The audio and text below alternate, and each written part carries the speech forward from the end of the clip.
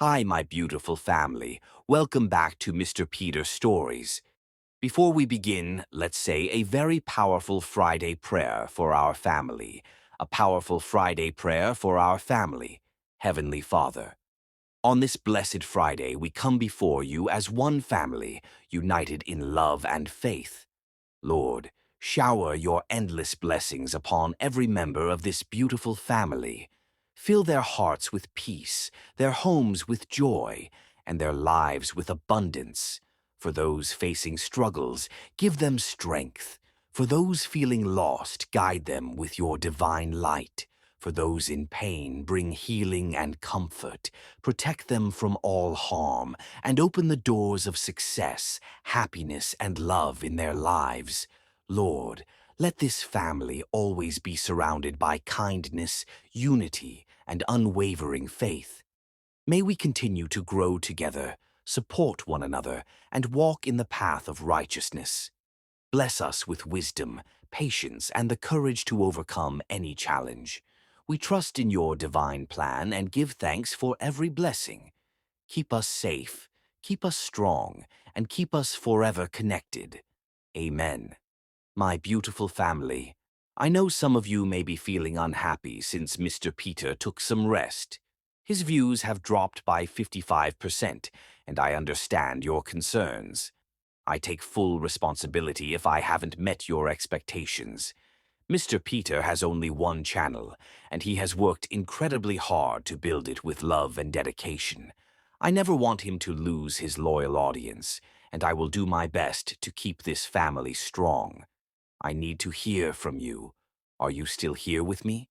Are you still enjoying this journey? Comment below and honestly share your thoughts. No matter what, we move forward together. And as always, let's start with love. The champagne bubbles danced in Monroe Joella's glass, momentarily distracting her from the text message that had just shattered her dreams. She stood alone on the edge of the rooftop bar, 40 stories above Manhattan, the city lights blurring as tears threatened to spill. Funding withdrawn. Sorry, kid. These things happen in business. The message from her partner glowed accusingly on her phone screen. 3 years of designing, planning, sacrificing everything for her fashion brand, gone in 12 callous words. Monroe drained her glass, the expensive champagne now tasting like failure on her tongue. She'd come to celebrate. How quickly fortunes could change. Either that's your first glass or your last, a voice like warm bourbon interjected, because no one savors good champagne like it's medicine. Monroe turned, preparing a cutting remark for whoever had the audacity to interrupt her private moment of despair. But the words died on her lips. The man before her wasn't just handsome, he possessed a presence that commanded attention. Tall, with shoulders that strained against an expertly tailored charcoal suit, he radiated the easy confidence of someone who had never heard the word no. I didn't realize my drinking technique was being evaluated, she managed, raising an eyebrow. Something sparked in his piercing blue eyes, interest, amusement, challenge. Andrew Flintoff, he said, extending a hand, and I evaluate everything. His palm against hers sent an electric current shooting up her arm. Monroe withdrew her hand slightly too quickly, unsettled by her body's immediate response to this stranger. Monroe Joella, she replied, and I'm not looking for company. Excellent, he signaled the bartender. Neither am I. I'm looking for distraction. Despite herself, Monroe felt a smile tug at her lips. That's remarkably honest. I find honesty saves time. Andrew handed her a fresh glass of champagne. Bad day or bad year? Both. Monroe accepted the drink, her fingertips brushing his. My investor just pulled out of my fashion startup. 3 years of work, evaporated. Fashion? His eyes traveled over her, not in the usual predatory way men assessed her body, but with professional interest. The black dress. It's your design, isn't it? The asymmetrical collar, the architectural seaming. It's exceptional work. Monroe blinked in surprise. Few men could identify designer techniques, let alone appreciate them. Yes, it's mine. How did you— My mother owned couture houses in Paris and Milan. I grew up surrounded by sketch pads and fabric swatches. He leaned against the railing beside her, their shoulders almost touching. What's your brand vision? The conversation flowed as easily as the champagne. 1 hour became 2, then 3. Andrew asked questions no one had ever bothered to ask about her designs, her inspirations, her struggles as a female entrepreneur. He listened with genuine interest, challenging her assumptions and offering perspectives she hadn't considered. You should be presenting to Vantage Capital, he said after she described her sustainable manufacturing approach. They specialize in disruptive fashion ventures. Vantage doesn't take meetings with unknowns like me, Monroe laughed. Andrew's smile held a secret. I might know people. The rooftop had emptied, the night air growing cool against Monroe's bare shoulders. Andrew slipped off his jacket and placed it around her without ceremony, the lingering warmth of his body enveloping her. I should go, she said, though everything in her wanted to stay. Or, he countered, his voice dropping to a register that sent shivers across her skin, we could continue this conversation somewhere more private. Monroe studied him, this beautiful stranger offering both professional opportunity and unmistakable attraction. Tomorrow she would return to her apartment and face the ruins of her business dreams. But tonight? Your place or mine? She asked, surprising herself with her boldness. Mine is closer. His smile was both triumphant and grateful, as though he hadn't been entirely certain of her answer. The elevator ride to his penthouse was silent, electric with anticipation. Monroe told herself this was a business connection, networking with a potential investor. The lie was transparent even to herself. Andrew's penthouse occupied the entire top floor of the building, floor-to-ceiling windows framing the city like living artwork. But Monroe barely registered the opulent surroundings. Her attention remained fixed on the man before her, his eyes now dark with desire. Last chance to change your mind, he said softly, respecting the line they were about to cross. Monroe answered by stepping forward and placing her palm against his chest, feeling his heart race beneath her fingers. I never start things I don't intend to finish. His kiss was devastating, confident but not demanding, passionate but controlled. Monroe felt herself falling, willingly surrendering to the heat building between them. Andrew's hands traveled the contours of her body with reverent precision, finding every sensitive spot as though he'd been given a map to her pleasure. When they finally came together, skin against skin on his vast bed, overlooking the glittering skyline, Monroe gasped at the perfect friction of their bodies. Afterward, tangled in sheets damp with exertion, Andrew traced lazy patterns on her bare shoulder. Stay until morning, he murmured against her hair. Is that what you usually request of your one-night stands? Monroe asked, trying to sound casual, though her heart hammered at the invitation. I don't usually request anything, he admitted, and I've never met anyone like you. Something in his tone made Monroe pull back slightly, reality intruding on their perfect bubble. She didn't belong in this world of penthouses and power. Tonight had been fantasy, a beautiful escape from her collapsing dreams. I need to go, she said, slipping from his arms despite his protest. As she dressed, Andrew watched her with undisguised admiration. I want to see you again, Monroe. She smiled enigmatically, already understanding that this night existed outside normal time, perfect and untouchable. This was exactly what we both needed tonight. Let's not complicate it. He followed her to the door, still gloriously disheveled from their lovemaking. At least take my number. Goodbye, Andrew Flintoff. Monroe kissed him one last time, memorizing the taste of him, the feel of his strong hands gripping her waist. The sky was just beginning to lighten as she slipped out of his building and into the early morning hush of the city. Monroe walked several blocks before hailing a taxi, her body still humming from Andrew's touch. She didn't know then that she carried more than memories from their night together. She couldn't have imagined how their paths would cross again, or how different the circumstances would be.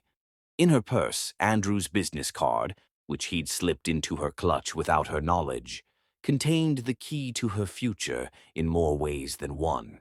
The taxi pulled away from the curb, carrying Monroe toward a destiny neither she nor the man she left sleeping in his penthouse could possibly foresee. Chapter 2. The morning after dawn painted Manhattan's skyline in watercolor hues as Monroe slipped from Andrew's penthouse. No goodbye note, no phone number left behind, only the lingering scent of her perfume on his sheets. She told herself it was better this way, a perfect night preserved in amber, unsullied by awkward morning-after conversation or inevitable disappointment. The taxi ride to her Brooklyn apartment felt like crossing between worlds, from the rarefied air of luxury back to her reality of unpaid bills and uncertain future. Monroe leaned her forehead against the cool window, watching skyscrapers give way to brownstones, wondering if she'd imagined the connection she'd felt with Andrew. Just a fantasy, she murmured to herself as she paid the driver. Back to reality now. Reality reasserted itself with ruthless efficiency. Her landlord had left another rent reminder notice. Her business partner's rejection email contained no new solutions. The fashion incubator program she'd applied to had selected another designer. By afternoon, the night with Andrew seemed like a dream from another life. 2 weeks later, that dream crashed into her reality with stunning force. Monroe stared at the pregnancy test in her bathroom, the double pink lines undeniable despite being the third test she'd taken that morning. Her hands trembled as she sank onto the edge of the bathtub. Impossible, she whispered, though the evidence contradicted her denial. She'd been cautious her entire adult life. One night, one remarkable, impulsive night, and now this. Her cramped studio apartment suddenly felt claustrophobic. Outside, autumn rain tapped against her windows, mirroring the storm brewing within. Monroe pressed her palm against her still flat stomach, trying to comprehend the life beginning there. A life created with a man whose business card she'd discovered in her purse days after their encounter. Andrew Flintoff, Chief Executive Officer of Flintoff Enterprises. A quick internet search had revealed not just any wealthy man, but one of New York's most influential real estate moguls. His face appeared in society pages, business journals, and charity galas, always composed, always commanding, always surrounded by beautiful, polished women who belonged in his world. Women, nothing like her. Her phone rang, jolting her from the spiral of thoughts. Her best friend, Zara's name, flashed on the screen. The doctor confirmed it, Monroe said without preamble when she answered, "I'm pregnant." Silence stretched between them before Zara exhaled audibly. "Are you going to tell him?" "Tell New York's most eligible billionaire bachelor that a one-night stand resulted in pregnancy? I'm sure that would go over brilliantly." Monroe attempted sarcasm, but her voice cracked. "You don't know how he'd react," Zara countered. "Besides, this isn't just about you anymore." Monroe glanced at her design table, sketches for her new collection pinned across its surface. After losing her primary investor, she'd secured a modest loan from her uncle, just enough to lease a tiny storefront in an emerging Brooklyn neighborhood. The grand opening was scheduled for next month.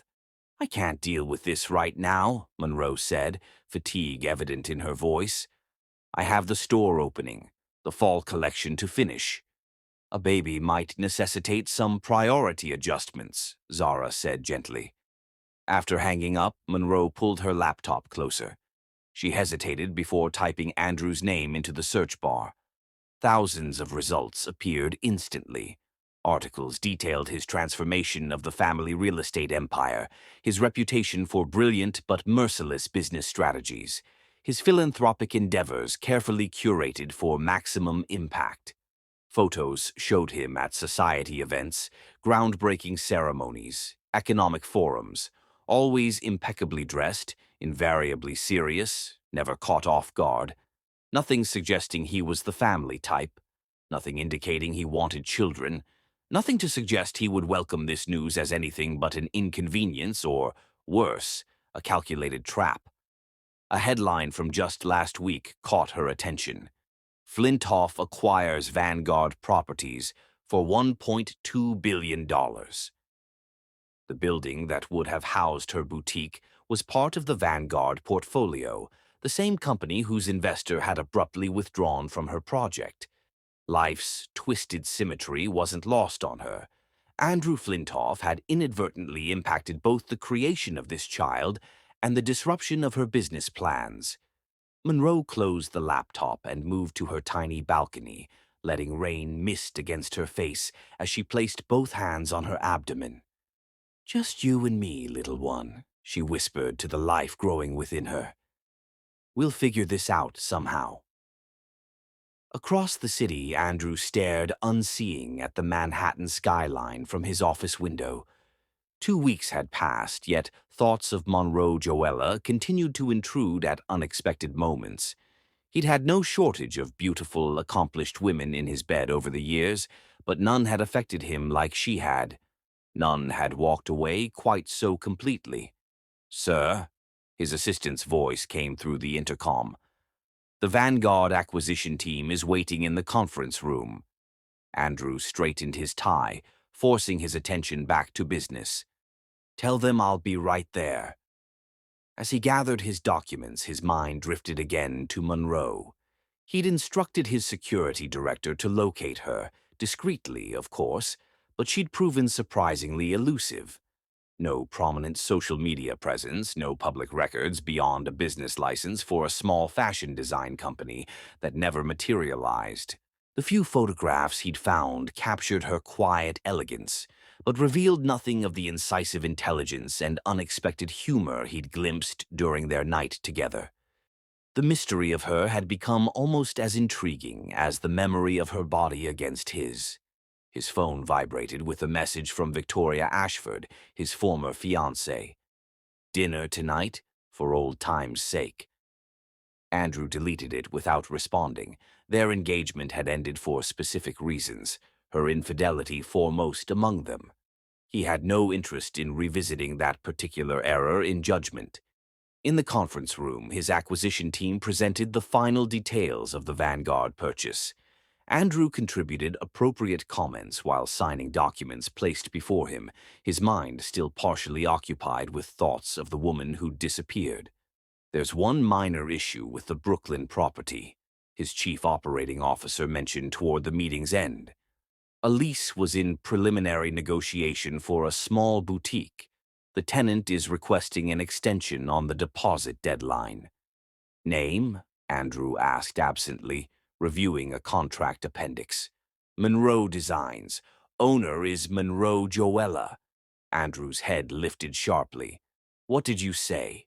His COO blinked, surprised by the sudden intensity. "Monroe Designs? It's an insignificant fashion startup, negligible in the overall acquisition." "Approve the extension," Andrew said immediately, "and forward me the complete file." After the meeting, Andrew scrutinized the lease application. The business address listed in Brooklyn matched a residential location. He had found her. Against all standard protocol, Andrew decided to handle this particular tenant personally. He would visit the Brooklyn address tomorrow, ostensibly to discuss lease terms. The anticipation of seeing Monroe again created an unfamiliar sensation in his carefully ordered existence. Uncertainty blended with something uncomfortably close to hope. What Andrew couldn't possibly know was that his discovery had come precisely 2 weeks too late to be merely about reconnecting with an intriguing woman. By the time he would stand at Monroe's door, the stakes of their reunion would have transformed entirely. Chapter 3. Hidden Truths. 9 months transformed Monroe's world completely. Her body changed daily, accommodating not one life but three. A revelation that had sent her reeling when the ultrasound technician had first counted the heartbeats. Triplets occur in approximately 1 in 10,000 pregnancies, Dr. Chen had explained while Monroe stared numbly at the screen. In your case, they're fraternal triplets from 3 separate eggs. Quite remarkable. Remarkable wasn't the word Monroe would have chosen. Overwhelming, terrifying, miraculous. All more accurate for the emotions cascading through her as she navigated pregnancy alone. Her tiny Brooklyn boutique had opened on schedule, though with significantly scaled-back ambitions. She designed through her second trimester, creating a collection that incorporated her changing body rather than fighting against it. Fashion magazines took notice of her innovative maternity pieces, bringing modest but critical attention to her brand.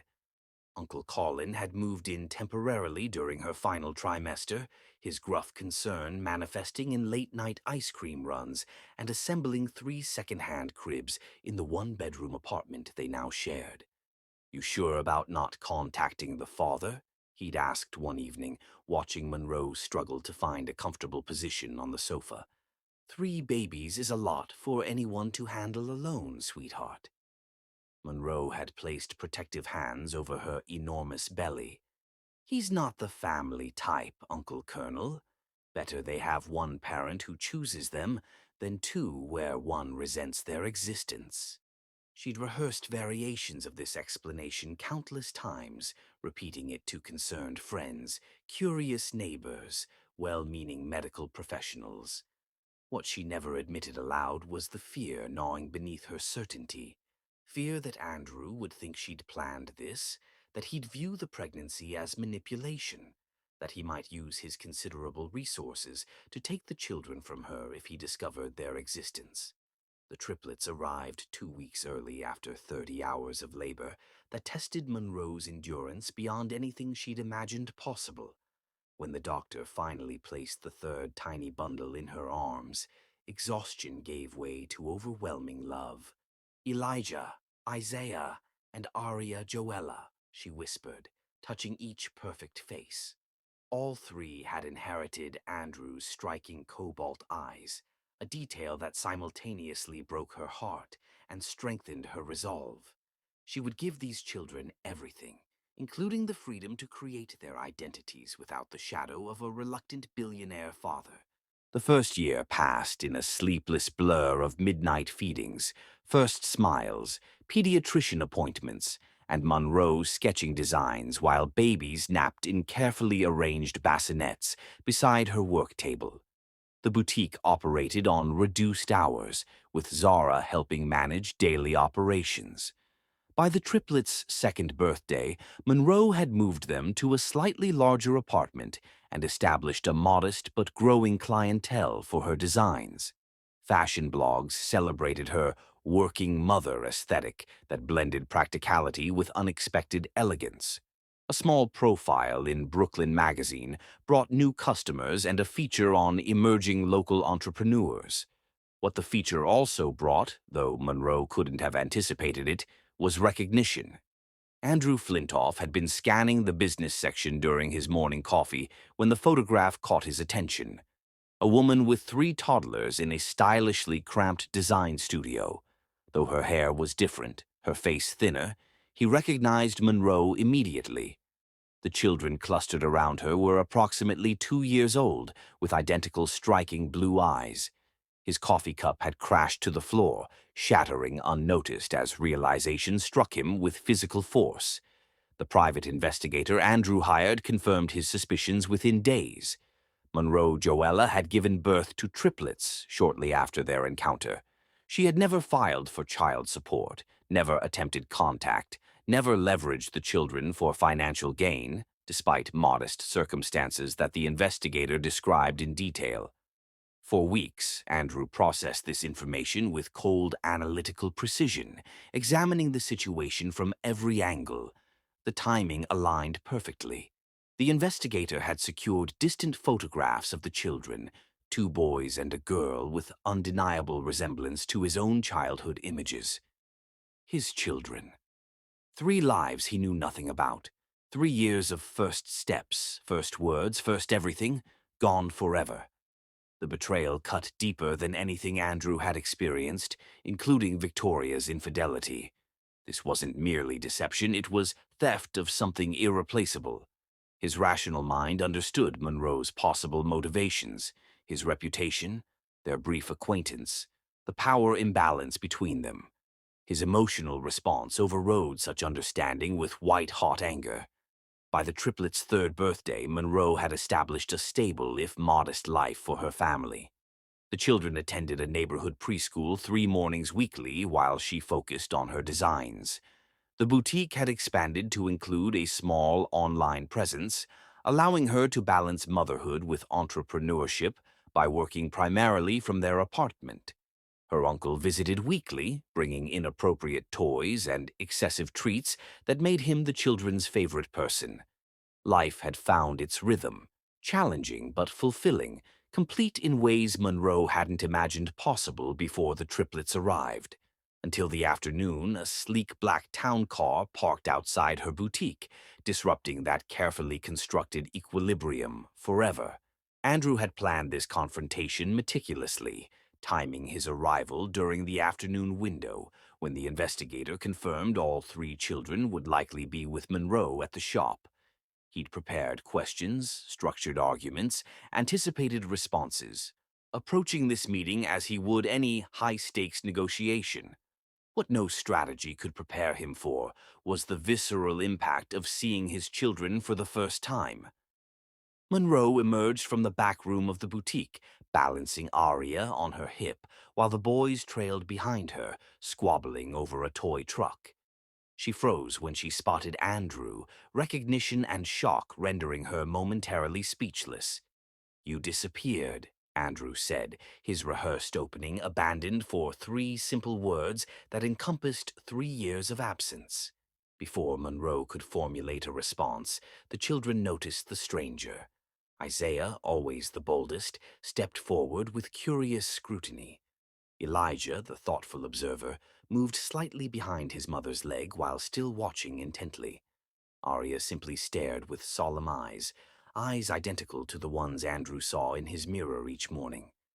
Andrew's gaze swept over the children, cataloging similarities and differences, connecting abstract knowledge to the 3 small humans now studying him with equal intensity.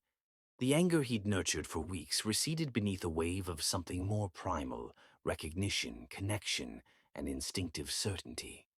"They're mine, aren't they?" he whispered, the question purely rhetorical as the evidence stood before him, undeniable in its genetic clarity.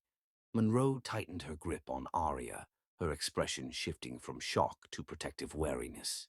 She managed a slight nod, her voice seemingly trapped beyond reach. Andrew knelt slowly, bringing himself to the children's eye level, a gesture completely at odds with his usual commanding stance. Something profound and irreversible shifted within him as he looked into 3 pairs of eyes that reflected his own. "Hello," he said softly, speaking directly to the children rather than Monroe. "My name is Andrew." Isaiah stepped closer, fearless as always. "I'm Isaiah. I'm 3. That's Elijah. He's 3 too. That's Arya. She's also 3. "I can see that," Andrew replied, a smile forming despite the thunderstorm of emotions raging within him. "You're all very grown up." "We had birthday cake last week," Elijah contributed, his natural reserve momentarily forgotten. "Chocolate with blue frosting." The mundane detail, his children's birthday celebration he'd known nothing about, struck Andrew with unexpected force. A muscle worked in his jaw as he rose to his full height, gaze locking with Monroe's. "We need to talk," he said quietly, the simple statement laden with 3 years of implications. Monroe nodded, her expression revealing she'd always known this day might come. "Children, go play with your books in the reading corner, please. Mommy needs to speak with with Mr. Flintoff. Andrew watched as the triplets obediently moved to a small carpeted area surrounded by bookshelves. Something constricted in his chest as he observed their easy compliance, their obvious comfort in this space, their complete trust in their mother. Their mother. Not him. Never him, because he hadn't been given the choice. When the children were settled, Andrew turned to Monroe, 3 years of questions, accusations, and demands converging into a single quiet statement that belied the storm beneath. You had no right to keep them from me. The confrontation that would reshape 5 lives had begun, with neither parent recognizing that the battle lines they were drawing would eventually yield to something neither had anticipated. Chapter 4. Chance Encounter. 3 years since their night together, Andrew found himself in an unfamiliar position, standing in Monroe's modest Brooklyn boutique, face to face with the woman who had vanished from his life as suddenly as she had entered it. More importantly, he stood mere feet from the 3 small children who shared his eyes, his jawline, his blood. I think we should continue this conversation upstairs, Monroe suggested quietly, glancing toward the triplets who had become suspiciously silent in their reading corner, small ears clearly straining to catch adult words. Zara can watch the shop and the children for a few minutes. Her assistant nodded, understanding passing between the women without words needed. Monroe led Andrew through a narrow staircase to the apartment above, a space that felt impossibly small after the expansive luxury of his penthouse. Every surface served multiple purposes, a dining table doubling as a sewing station, a sofa with telltale signs of converting to a bed, toys organized in labeled bins that still couldn't contain the cheerful chaos of 3 toddlers. You live here? All 4 of you? Andrew asked, taking in the cramped quarters with disbelief. It's temporary, Monroe replied defensively.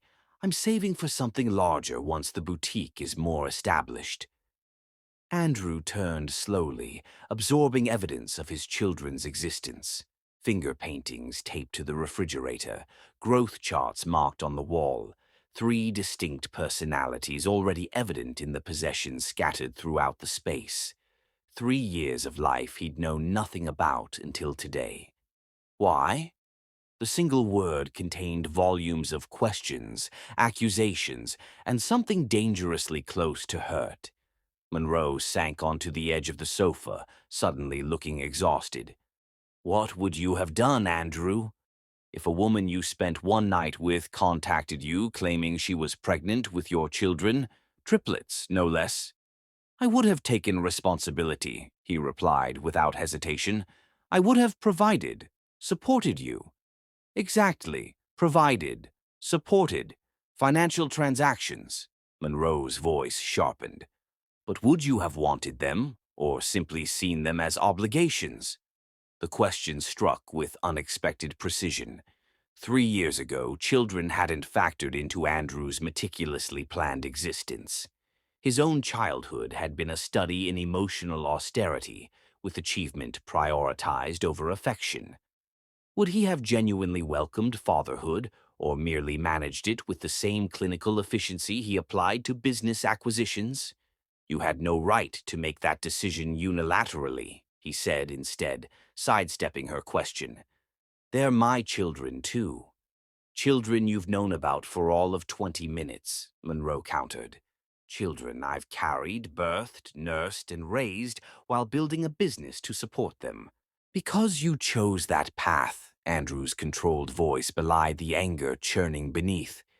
You deliberately kept them from me. I've missed 3 years of their lives. First steps, first words, first birthdays. Those moments are gone forever.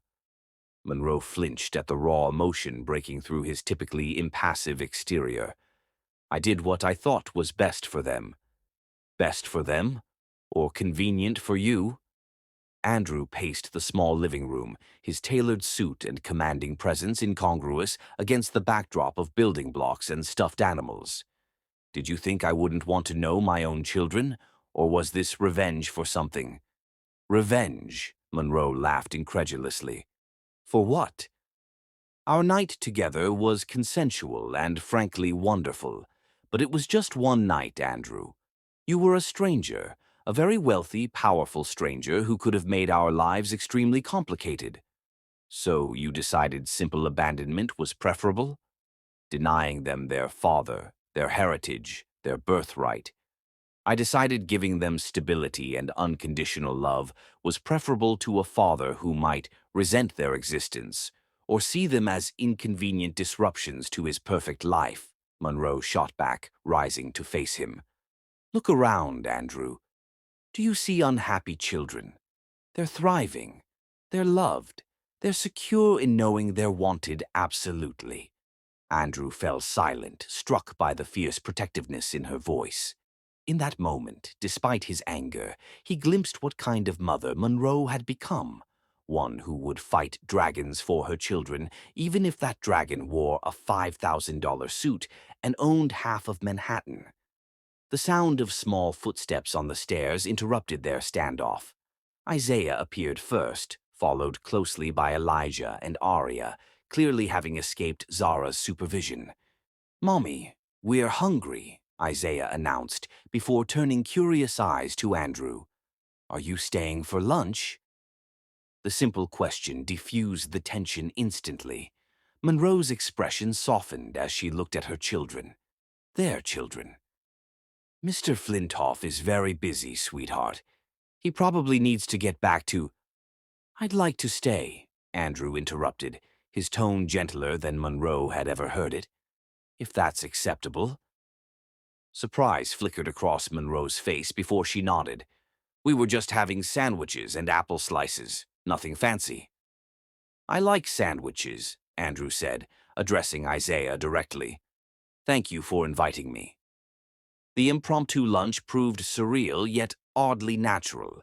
Andrew, who regularly dined at Michelin-starred restaurants with business associates and politicians, found himself squeezed at a small table eating peanut butter and jelly cut into triangles. The triplets regarded him with undisguised curiosity, peppering him with questions that revealed their distinct personalities. Isaiah dominated the conversation, confidently informing Andrew about his toy collection and preschool adventures.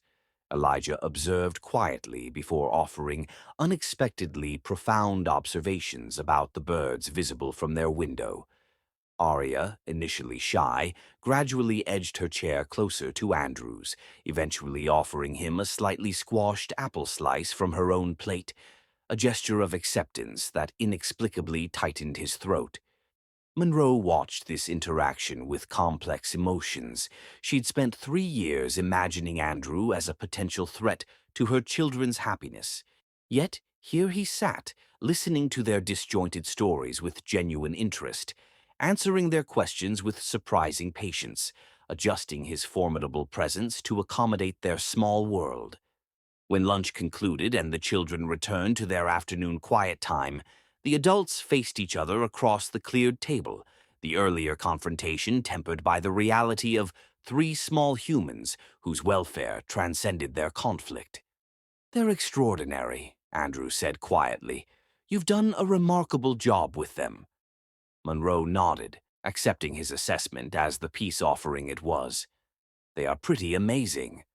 "This changes nothing about what happened," Andrew continued, his voice level but no longer hostile. "You should have told me." "Perhaps," Monroe conceded, "but we can't rewrite the past 3 years. Number, but we can determine the next 3. And the 3 after that?" Andrew leaned forward, his gaze intense. "I want to be part of their lives, Monroe. Not as a weekend visitor or holiday guest, but as their father, properly, completely." Fear flickered across Monroe's face. "What exactly are you proposing?" "I'll need time to formulate a comprehensive plan," Andrew replied, his natural tendency toward strategic thinking reasserting itself. "But understand this. I won't be kept from them any longer. I've already lost too much time." The quiet determination in his voice sent a chill through Monroe. This wasn't a man accustomed to compromise or defeat. This was someone who built and destroyed empires through sheer force of will, and now that will was focused on their children. They need stability, Monroe cautioned. Their lives are here, their preschool, their friends, their routine. All of which can be improved with proper resources, Andrew countered. Better schools, safer neighborhood, adequate living space. Money isn't everything, Andrew. No, but it removes obstacles.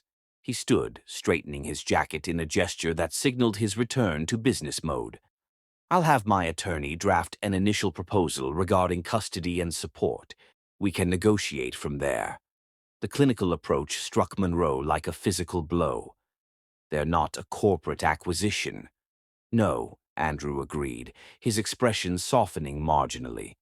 They're infinitely more valuable, which is why I intend to ensure they have every advantage I can provide. At the door, Andrew paused, glancing toward the bedroom where the triplets were presumably napping. Something vulnerable flickered across his typically guarded features. "What are they like?" he asked suddenly. "Beyond what I saw today." The unexpected question caught Monroe off guard. "There. Elijah is thoughtful, notices everything, remembers details most adults would miss. Isaiah charges headfirst into everything, fearless, stubborn, fiercely protective of his siblings despite being born 2 minutes after Elijah. And Arya... Monroe smiled softly. Arya is our diplomat. She mediates their squabbles, shares instinctively, finds joy in the smallest things.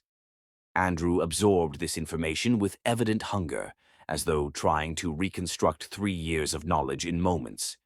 They have middle names?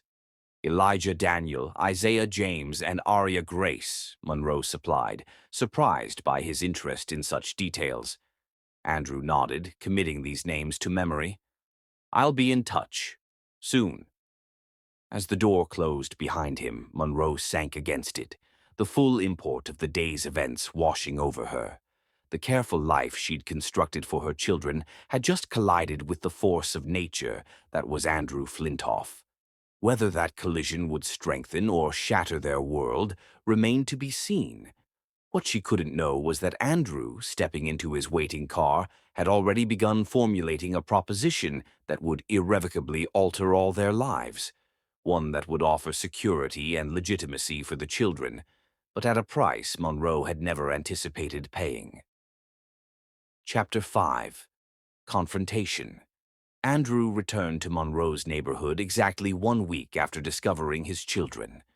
Those 7 days had thrust him into unfamiliar territory, emotional turmoil cycling between fury at her deception and awe at his children's existence. 7 days of sleepless nights, abandoned meetings, and a distraction so profound his executive team had started exchanging concerned glances. 7 days to formulate an approach that would secure his rightful place in the triplets' lives. Monroe had lived each passing day with mounting apprehension. The anticipation manifested physically: insomnia, diminished appetite, flinching at every vehicle that slowed near her boutique. When Andrew finally appeared after closing hours, relief briefly overshadowed her anxiety. "We need to speak privately," he stated without greeting. "Where are the triplets?" "With my uncle at the playground," Monroe replied, motioning toward the stairs. "They'll be gone another hour." The apartment registered differently to Andrew this time, less a shock to his sensibilities, and more evidence of Monroe's ingenuity.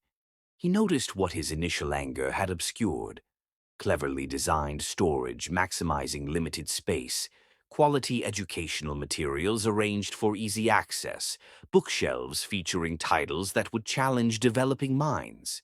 She had crafted a nurturing environment despite constraints. This recognition complicated but didn't diminish his resentment. "Why didn't you tell me?" he demanded once they were alone, voicing the question that had haunted him.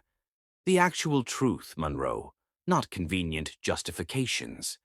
Monroe exhaled slowly, settling into her chair. "There isn't one simple answer."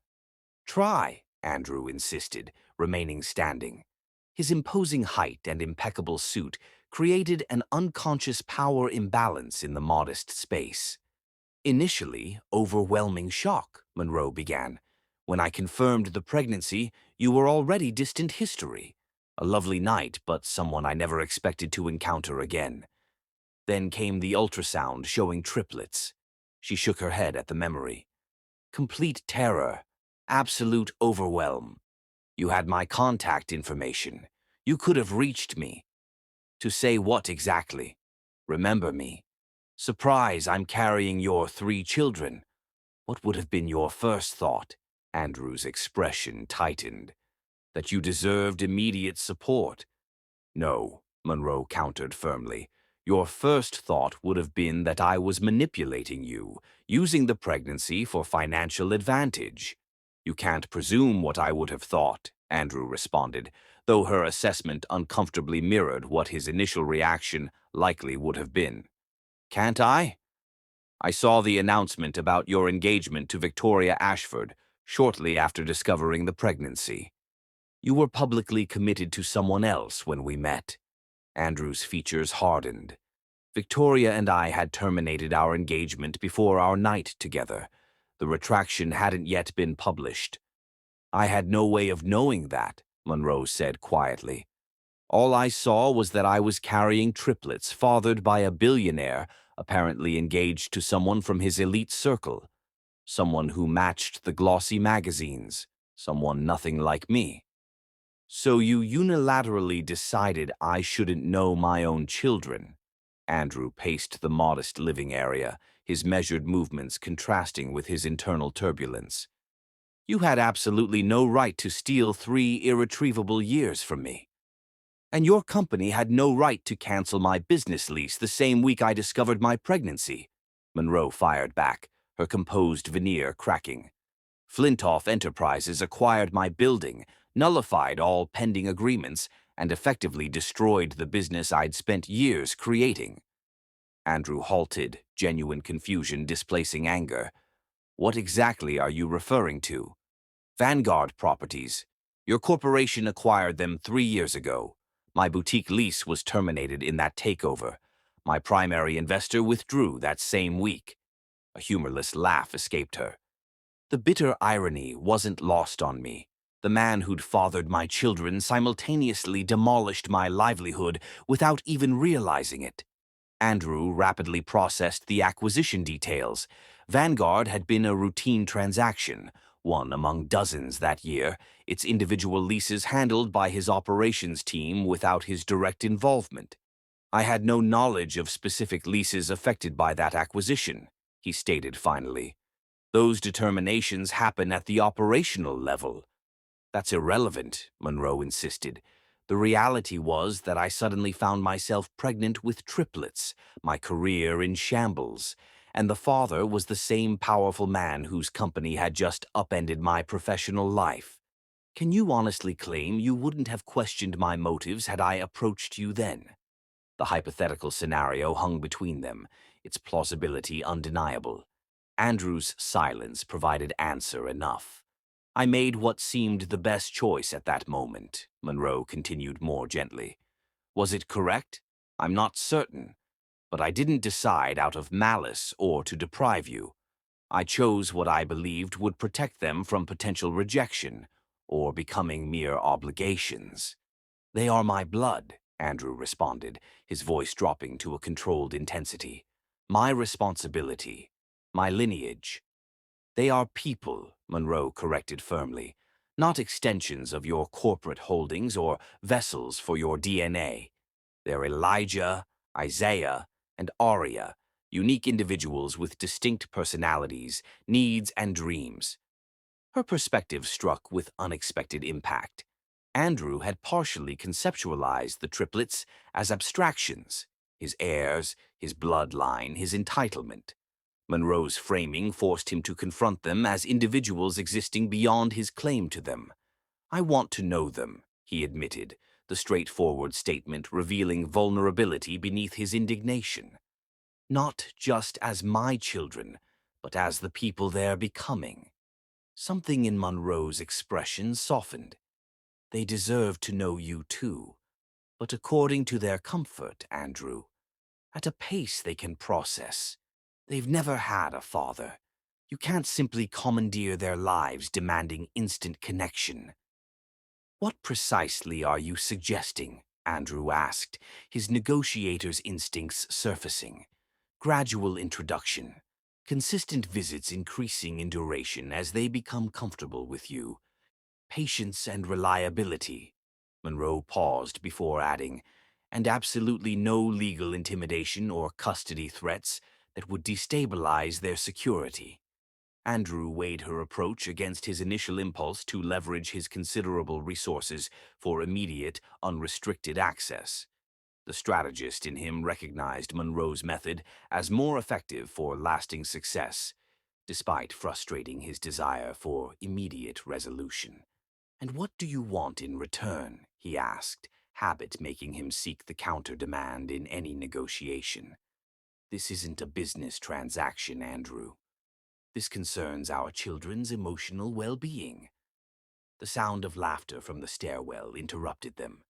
The apartment door swung open as Isaiah burst in, followed by Elijah at a measured pace and Arya holding Uncle Colin's weathered hand. "We saw baby ducks," Isaiah announced triumphantly before noticing Andrew. His expression brightened with genuine recognition. "You came back." The uncomplicated delight struck Andrew profoundly.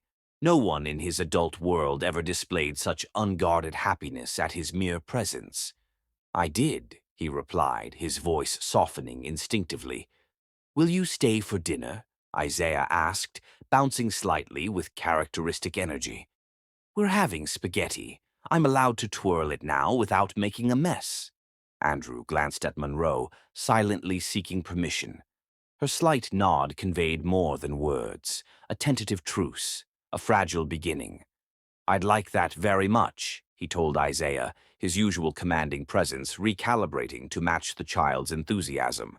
As the children chattered about their playground adventures, Uncle Colin regarded Andrew with undisguised assessment. "So you're the father," he stated bluntly when the children moved to wash their hands. "I am," Andrew confirmed, meeting the older man's evaluating gaze directly. "Just finding out now, are you?" Colin's tone carried no judgment, merely establishing facts. Andrew nodded once, jaw tightening. "I was not informed of their existence until recently." Colin studied him for a long moment before offering a weathered hand. "Those kids are my world. They're smart, kind, and loved within an inch of their lives. Whatever happens between you and Monroe, remember that." The simple statement conveyed volumes. These children weren't entering Andrew's life as blank slates. They arrived with established bonds, routines, and love. His challenge wasn't merely asserting his paternal rights, but earning a meaningful place in lives that had flourished without him. Dinner proved enlightening. Andrew, accustomed to commanding boardrooms and intimidating opponents, found himself utterly captivated by three small humans who approached spaghetti with varying levels of dexterity and unbridled enthusiasm. Isaiah dominated conversation with elaborate duck tales. Elijah offered thoughtful observations about pasta architecture, and Arya quietly placed her garlic bread on Andrew's plate when she noticed he had none. The simple gesture of sharing from a 3-year-old who barely knew him momentarily shattered Andrew's carefully constructed defenses. Something fundamental shifted within him. This wasn't about legal rights or denied patrimony anymore. This was about 3 remarkable children who might allow him into their world if he approached correctly. After the children were bathed and settled for bedtime stories, Andrew and Monroe stood awkwardly in the narrow hallway, the evening's unexpected domesticity having temporarily suspended their conflict. "They're extraordinary," Andrew said quietly, genuine admiration in his voice. "You've done remarkable work with them." "Thank you," Monroe acknowledged, accepting the compliment for what it was, recognition of her dedication rather than absolution for her choices. This changes nothing about what happened, Andrew continued, his tone firm but without earlier hostility. You should have told me from the beginning. Perhaps, Monroe conceded, but we can only move forward from here. Indeed. Andrew straightened slightly, businessman replacing temporary dinner guest. I still intend to establish my role in their lives, comprehensively, not at your discretion. But I recognize that immediate legal action would be detrimental to their well-being. So what are you proposing? Monroe asked cautiously. A structured integration, regular visits, financial support, and a formalized agreement regarding their future. Andrew's expression remained inscrutable. I'll have something prepared for your consideration. The clinical approach sent a chill through Monroe despite its reasonableness. They're not a corporate acquisition, Andrew. No, he agreed, something softening briefly in his expression. They're infinitely more valuable, which is why I intend to proceed with careful deliberation rather than the immediate legal action my attorneys recommended. As Andrew prepared to leave, he paused at the door. I'd like to see them again on Saturday, the whole day, if possible. The request, not a demand, represented unexpected restraint from a man accustomed to dictating terms. Monroe nodded. They'd like that. They're already fascinated by you. A fleeting smile crossed Andrew's features, genuine, unguarded, transformative. The sentiment is entirely mutual. After his departure, Monroe leaned against the closed door, processing the evening's subtle shift. The formidable opponent who had arrived demanding answers had departed as something more complex, still determined to assert his paternal rights, but now glimpsing the children as individuals rather than possessions. What Monroe couldn't anticipate was that Andrew, returning to his silent penthouse, had already begun formulating a proposition that would irrevocably alter all their lives, one offering security and legitimacy for the children, but at a price Monroe had never expected to pay. Chapter 6. The Proposition.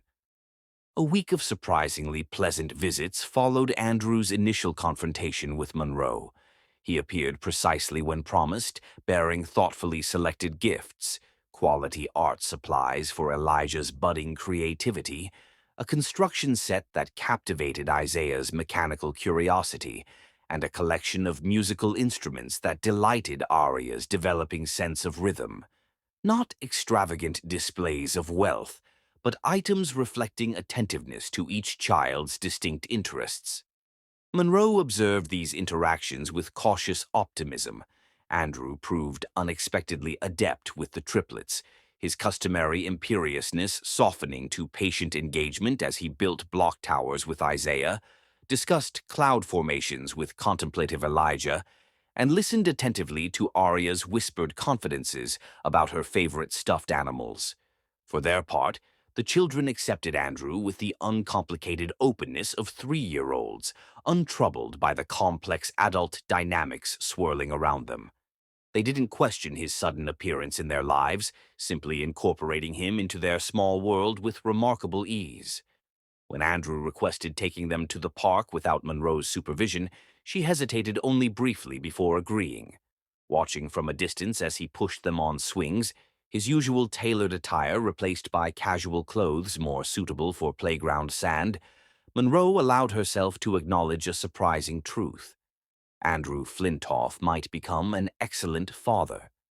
This realization did nothing to prepare her for his arrival at her boutique after closing on the 7th day, immaculately dressed in corporate armor, coolly professional demeanor firmly in place.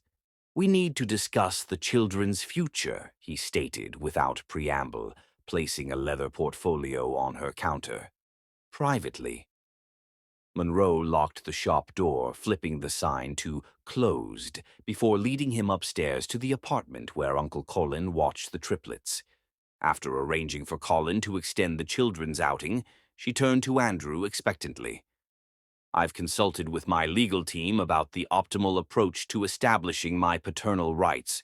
while minimizing disruption to the children's routine. Andrew began, removing a document from his portfolio and sliding it across the small dining table. Monroe glanced at the heading, Proposed Marital Agreement, before her gaze snapped back to Andrew's impassive face. Marital agreement? You can't be serious. I'm entirely serious, Andrew replied, his tone measured and pragmatic. After careful consideration of all options, marriage provides the most efficient solution to our situation. Marriage isn't an efficient solution to anything, Monroe countered, disbelief coloring her voice. It's a commitment between people who love each other. That's one perspective, Andrew acknowledged without emotion. However, marriage has historically served numerous practical functions beyond romantic sentiment, consolidating resources, establishing legitimate lineage, providing stable environments for offspring. Monroe stared at him incredulously. Are you actually proposing to me right now? Like this? I'm proposing a mutually beneficial arrangement, Andrew clarified, methodically opening the document. The terms are straightforward. We marry within 30 days. You and the children relocate to my primary residence. We present a united front to society and legal institutions. In exchange, I'll fund your fashion brand's expansion and establish substantial trust funds for each child. Monroe's laugh held no humor. A business arrangement? That's your solution to parenthood? It's practical, Andrew stated with unshakable conviction. The children require stability, legal protection, and my family name. Marriage provides all three efficiently. And what about emotional needs, connection, authenticity? Monroe challenged. Children perceive insincerity better than adults imagine. Andrew's expression remained impenetrable. We're intelligent adults capable of maintaining a cordial relationship for their benefit. A cordial relationship, Monroe repeated slowly, based on a legal contract rather than genuine feeling. Based on our mutual commitment to the children's welfare, Andrew corrected.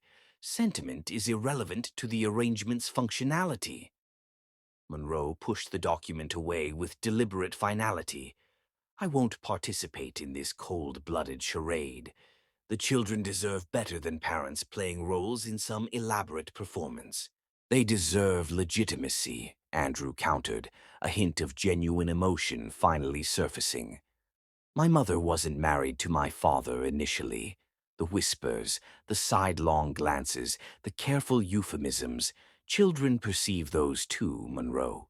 My name, my resources, my protection can shield them from experiences I remember all too vividly. The unexpected glimpse into Andrew's childhood momentarily silenced Monroe's objections. She studied him with newfound understanding, recognizing that his clinical proposal might be rooted in deeply personal history. There are other ways to provide those things without a marriage founded on convenience, she said more gently. None as comprehensive or immediate, Andrew insisted, rigid control reasserting itself. Consider their future practically, Monroe. 3 children instead of 1 significantly multiplies educational expenses, healthcare costs, housing requirements. My financial support would transform their opportunities. They're already loved, fed, clothed, and happy, Monroe countered. Money isn't everything, Andrew. Says someone who's never had it in abundance, he observed dispassionately. Pretending financial security is irrelevant to their welfare is disingenuous at best. Monroe bristled at his dismissive tone. And pretending emotional authenticity is irrelevant to their development is profoundly misguided. Children learn relationship patterns from their parents. What exactly would this arrangement teach them about connections between people? It would teach them about commitment, responsibility, and prioritizing family welfare over selfish desires, Andrew replied with characteristic precision. Hardly detrimental lessons. And what about love, Andrew? Monroe challenged softly. Where does that factor into your efficient arrangement? Andrew's expression remained inscrutable.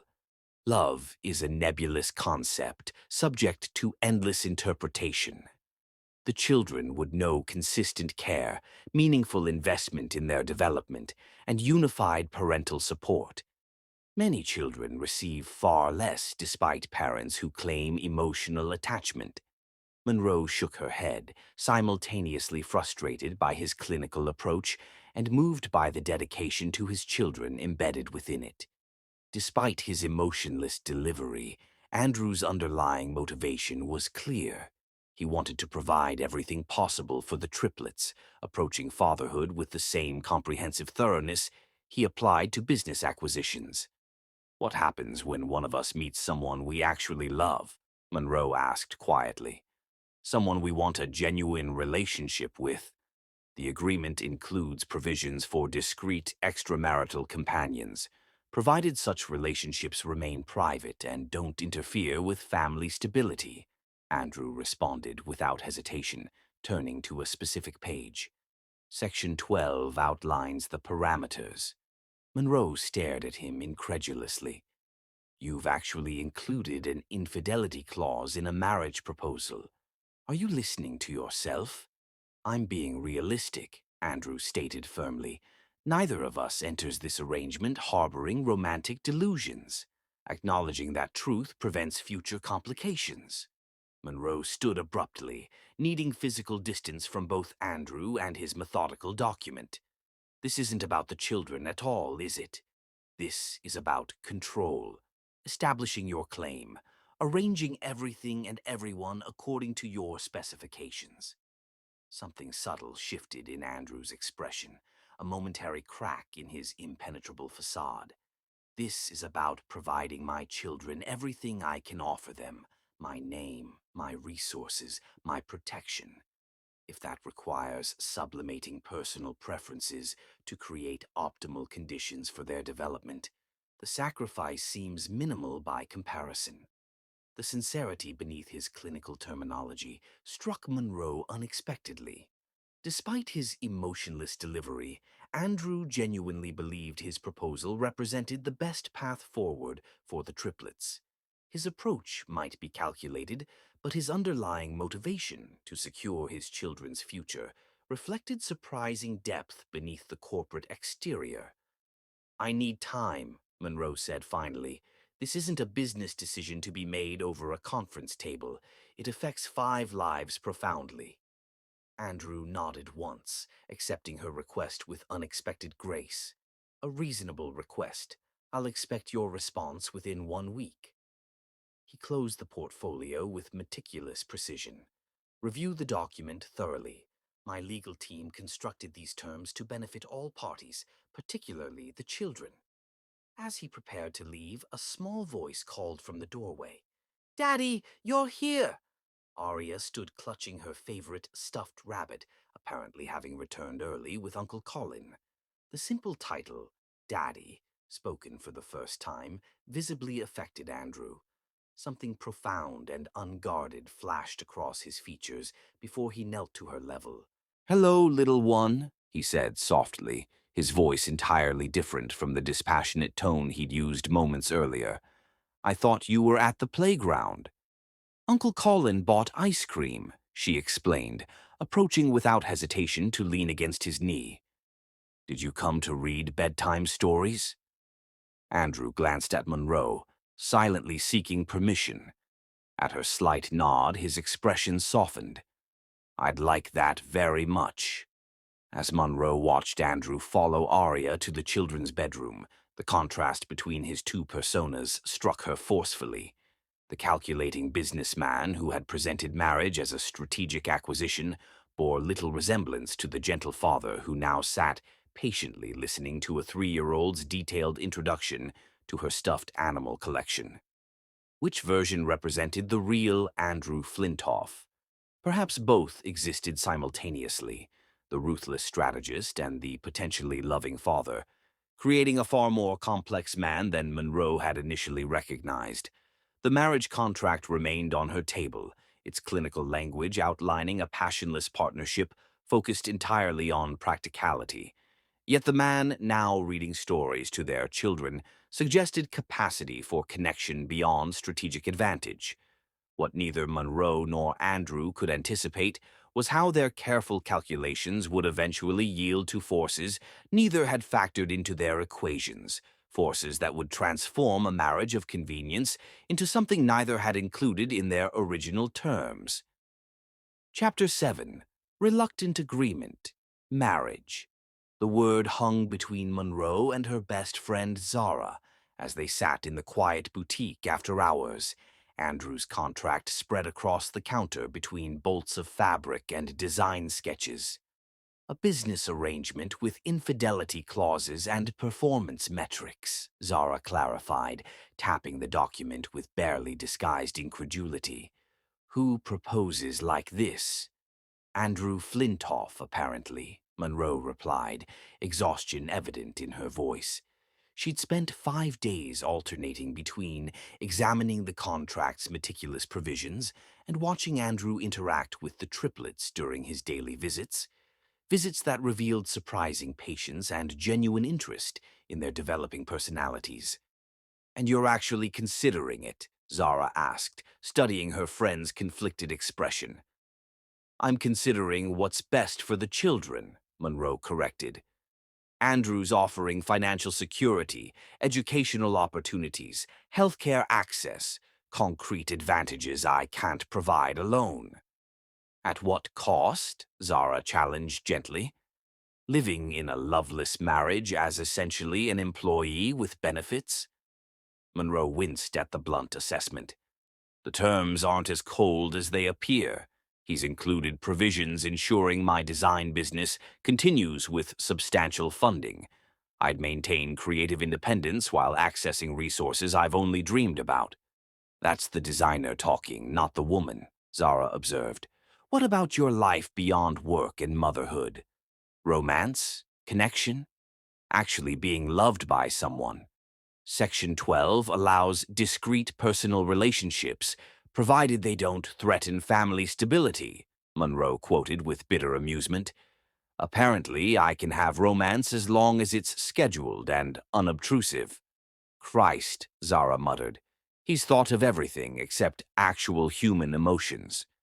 "That's Andrew," Monroe acknowledged. "Thoroughness personified. Every contingency addressed except the messy, unpredictable human element." "And yet you're still considering saying yes," Zara noted, watching her friend carefully. "Why?" Monroe stared through the boutique window at the darkening Brooklyn street, a neighborhood she loved but that presented undeniable limitations for raising 3 children. "Because when Andrew reads to them, Isaiah sits completely still for the first time in his life," she said quietly. "Because Elijah asked about stars yesterday, and Andrew promised to buy him a telescope. Because Arya called him Daddy, and his entire expression transformed." Understanding dawned on Zara's face. "You're falling for Daddy Flintoff." "I'm acknowledging he could be good for them," Monroe corrected firmly. "The children deserve his presence in their lives." "Which doesn't require legal matrimony," Zara pointed out. "No, but it would prevent a custody battle I can't afford to fight," Monroe admitted, voicing her deepest fear. "Andrew's resources are limitless. His attorneys would bury me." "Has he threatened legal action?" "Not explicitly," Monroe conceded, "but the implication exists in every careful phrase of that document. This merger offers partnership. Rejection invites opposition." Zara's expression darkened. "That's emotional blackmail." "It's pragmatism from his perspective," Monroe sighed. "Andrew approaches everything through risk assessment and strategic advantage. This proposal represents his calculated best-case scenario for all parties. Except it lacks the most fundamental element of actual marriage," Zara insisted. "Love?" Monroe smiled sadly. "Andrew would classify that as a subjective emotional state, non-essential to the arrangement's functionality." "And what would Monroe classify it as?" Zara asked softly. Before Monroe could answer, the boutique door opened despite the closed sign. Andrew himself appeared, impeccable in a tailored suit that probably cost more than her quarterly rent. "I apologize for the interruption," he said, acknowledging Zara with a polite nod before focusing on Monroe. "The children mentioned you work late on Thursdays. I thought we might discuss your questions about the agreement." "We were just reviewing it," Monroe acknowledged, gesturing to the document spread across her counter. Zara gathered her belongings with deliberate slowness. "I should head out. Remember what I said, Monroe." She fixed Andrew with an evaluating stare before departing, the bell above the door signaling her exit. Silence stretched between them until Andrew spoke with characteristic directness. "You have reservations about the proposal." "Several," Monroe confirmed, meeting his gaze steadily. "Beginning with the fundamental premise that marriage should be an emotionless business transaction." "I never suggested eliminating emotion entirely," Andrew corrected. "Merely that romantic attachment isn't prerequisite for effective co-parenting." "And that distinction seems reasonable to you?" Monroe challenged. "Creating a household where the parents maintain a collegial partnership rather than genuine connection." Andrew considered this with obvious seriousness. Many marriages founded on supposed love disintegrate spectacularly, leaving children as collateral damage. Our arrangement prioritizes stability over temporary sentiment. "That's an exceedingly cynical perspective," Monroe observed. "It's realistic," Andrew countered. "My own parents married for conventional reasons. Their subsequent divorce proved devastating precisely because emotional entanglement complicated logical resolution." The glimpse into his personal history explained much about Andrew's approach. Monroe softened slightly, recognizing that his clinical proposal might stem from genuine desire to avoid repeating painful patterns. "The children deserve authenticity," she said gently, "even if that means witnessing occasional disagreement between us." "They deserve security," Andrew countered. "Financial, educational, social, concrete advantages I can provide." "And emotional security," Monroe pressed. "The knowledge that they're growing up in a home with genuine warmth rather than performed harmony." Something shifted in Andrew's expression, a momentary vulnerability quickly masked. "I've observed your interactions with them. You provide emotional sustenance admirably. My contributions would be complementary: practical support, intellectual development, physical security." The statement revealed volumes about Andrew's conception of parenting, a division of labor where Monroe handled emotional needs while he provided material advantages. It struck her suddenly that perhaps he doubted his capacity for the former. "Children don't compartmentalize parent functions so neatly," Monroe explained. "They need holistic relationships with both parents." "I'm willing to learn," Andrew said, the simple acknowledgement of potential inadequacy surprisingly disarming. "I recognize my upbringing failed to provide adequate models for emotional engagement." The admission revealed more vulnerability than Monroe had expected from this meticulously controlled man. She studied him with newfound curiosity, wondering what other depths might exist beneath his impenetrable exterior. "If we did this," Monroe began carefully, "I would need certain assurances beyond what's written in the contract." Andrew's expression shifted to attentive negotiator. "I'm amenable to reasonable adjustments." "First, we live here in New York, but not in your penthouse," Monroe stipulated. "The children need a real home, not a corporate showplace, somewhere with a yard, neighborhood children, normalcy." Andrew nodded thoughtfully. "I maintain a brownstone in the West Village rarely mentioned in public records. 5 bedrooms, garden space, proximity to excellent schools. Would that satisfy your requirement?" Monroe blinked, surprised by his immediate accommodation. "That sounds suitable." "Second condition," Andrew prompted. "My business remains mine," Monroe continued with greater confidence. Your financial support is appreciated, but I maintain full creative and operational control. Already stipulated in Section 8, Andrew noted, though I've authorized substantially more capital investment than you've requested. Your talent deserves proper development. The casual acknowledgement of her professional ability warmed Monroe unexpectedly. Third, this arrangement has a defined duration. 2 years, maximum. After that, if we haven't developed genuine feelings, we dissolve it with minimal disruption to the children. Andrew's expression revealed nothing. Defining the arrangement's success through subjective emotional states creates problematic metrics. Sometimes the most important things can't be quantified in contractual language, Monroe challenged. I won't spend my life in a passionless partnership, Andrew. The children deserve better examples of what relationships can be. Andrew studied her with analytical intensity before responding. 2 years provides adequate time to assess the arrangement's viability. I can accept that parameter. And finally, Monroe concluded, we approach this honestly with both ourselves and eventually the children. No pretending we're something we're not. We're two people trying to create a functional family for our children's benefit. If that evolves into something more, wonderful. If not, we acknowledge that reality. Andrew considered her terms with the same serious deliberation he might give a complex acquisition strategy. Honesty between adults seems reasonable, though I question the necessity of burdening young children with nuanced relationship dynamics they can't possibly comprehend. I'm not suggesting we explain contractual clauses to 3-year-olds, Monroe clarified with unexpected humor. Simply that we don't manufacture false emotional demonstrations for their benefit. Children perceive inauthenticity remarkably well. Andrew nodded once, decision apparently reached. Your terms are acceptable. Shall we proceed with the arrangement? Monroe couldn't help but laugh at his persistently formal approach. Most people would phrase that differently.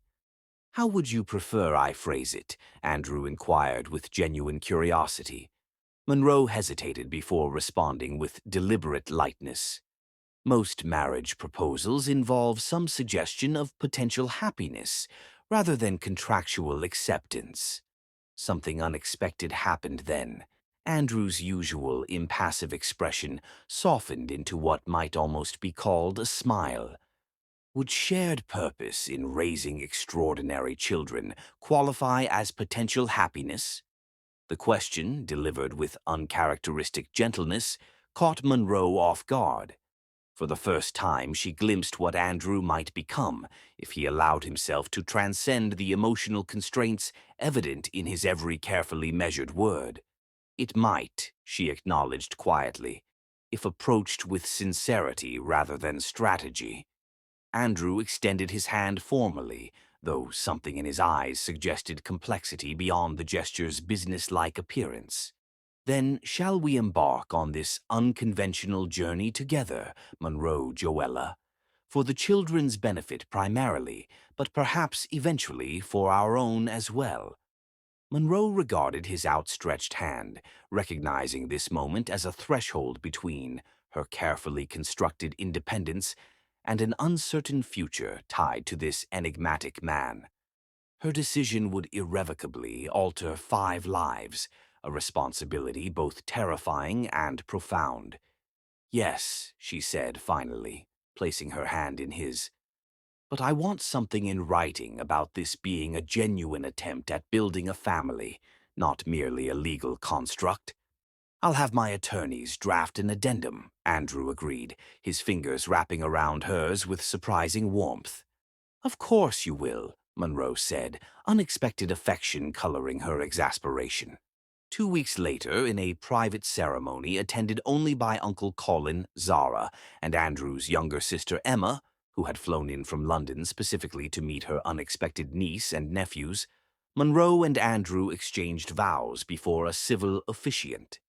The triplets participated as enthusiastic, if somewhat chaotic, ring-bearers, their excitement about the family's impending move to the big house with a garden overshadowing any understanding of the ceremony's significance. As Monroe spoke prescribed words with Andrew, she studied the man who was now legally her husband. His expression remained characteristically controlled, yet something in his eyes when he looked at their children suggested capacity for feeling beyond what his careful words and measured actions revealed. Whether that capacity would ever extend to her remained an open question, one that surprisingly, increasingly mattered in ways Monroe hadn't anticipated when she'd signed his meticulously drafted agreement.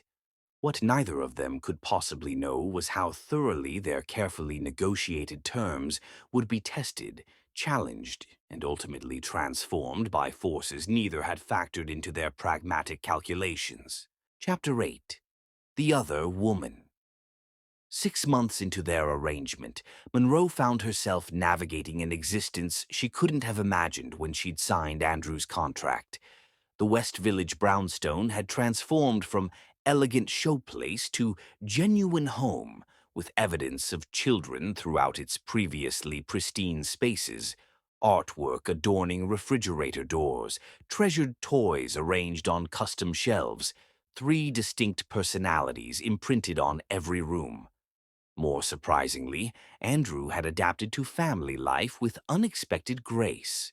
He maintained his demanding work schedule, yet somehow appeared for dinner most evenings, arriving with thoughtful questions about each child's day. He'd established individual rituals with each triplet, astronomy lessons with Elijah, building projects with Isaiah, classical music appreciation with Aria. Most astonishing to Monroe was witnessing his legendary self-discipline bend to accommodate childish interruptions and unpredictable needs without apparent frustration. Their own relationship remained carefully cordial. Shared parenting discussions, polite exchanges over breakfast, occasional moments of unexpected connection when the children did something particularly remarkable. They occupied separate bedrooms as outlined in the agreement, maintaining the prescribed boundaries of their arrangement with meticulous precision. Yet Monroe occasionally caught Andrew watching her with an expression that didn't quite align with their businesslike partnership, a thoughtfulness that suggested evaluation beyond contractual terms. These moments unsettled her more than she cared to admit. "You seem remarkably settled into domesticity," his sister Emma commented during her visit from London. The notorious Andrew Flintoff, discussing playground politics over breakfast. "I'd have lost substantial money betting against this transformation." "The children require stability," Andrew replied with characteristic pragmatism, though something in his expression suggested more complex motivations. "And Monroe?" Emma inquired with pointed directness. "What does she require?" The question remained unanswered as the triplets burst into the kitchen, demanding attention. But Monroe found herself pondering it later. What did she require from this unusual arrangement?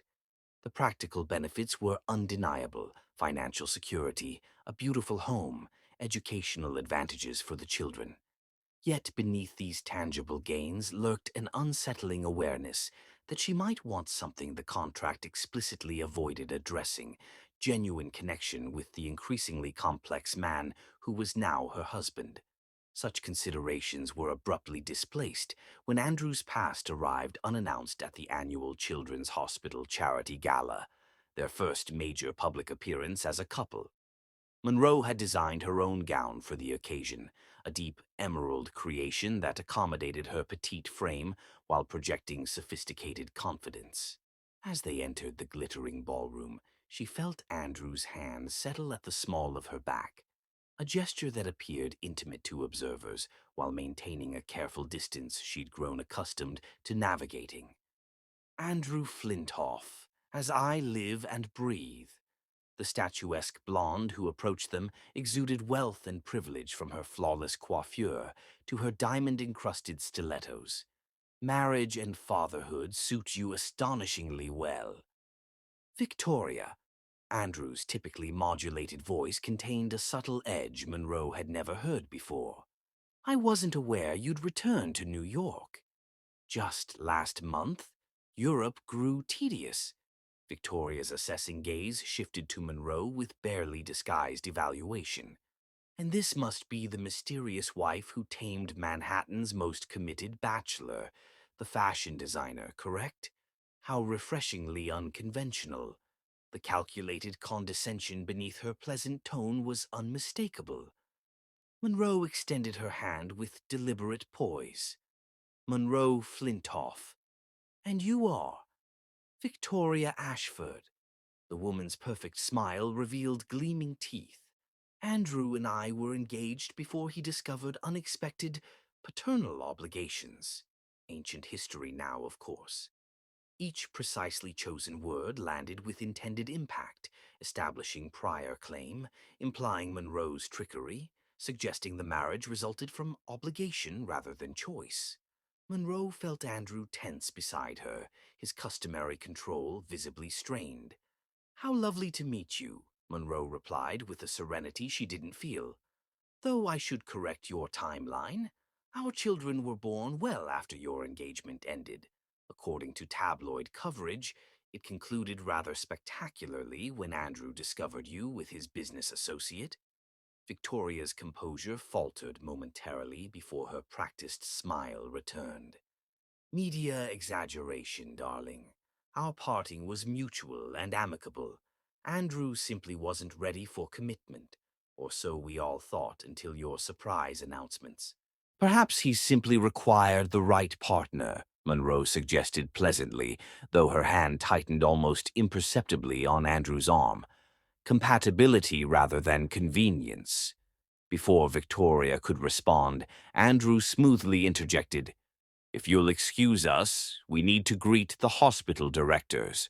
Monroe's designs for the children's ward refurbishment have generated substantial donations." As they moved away, Monroe felt Victoria's calculating gaze follow them across the ballroom. "Your ex-fiancé seems delightful," she murmured when they were beyond earshot. "Victoria excels at creating specific impressions," Andrew replied with unusual tension. "I apologize for her insinuations." "No apology necessary," Monroe assured him. "I've encountered enough Victoria Ashfords in the fashion industry to recognize carefully weaponized insecurity." Andrew studied her with something resembling admiration.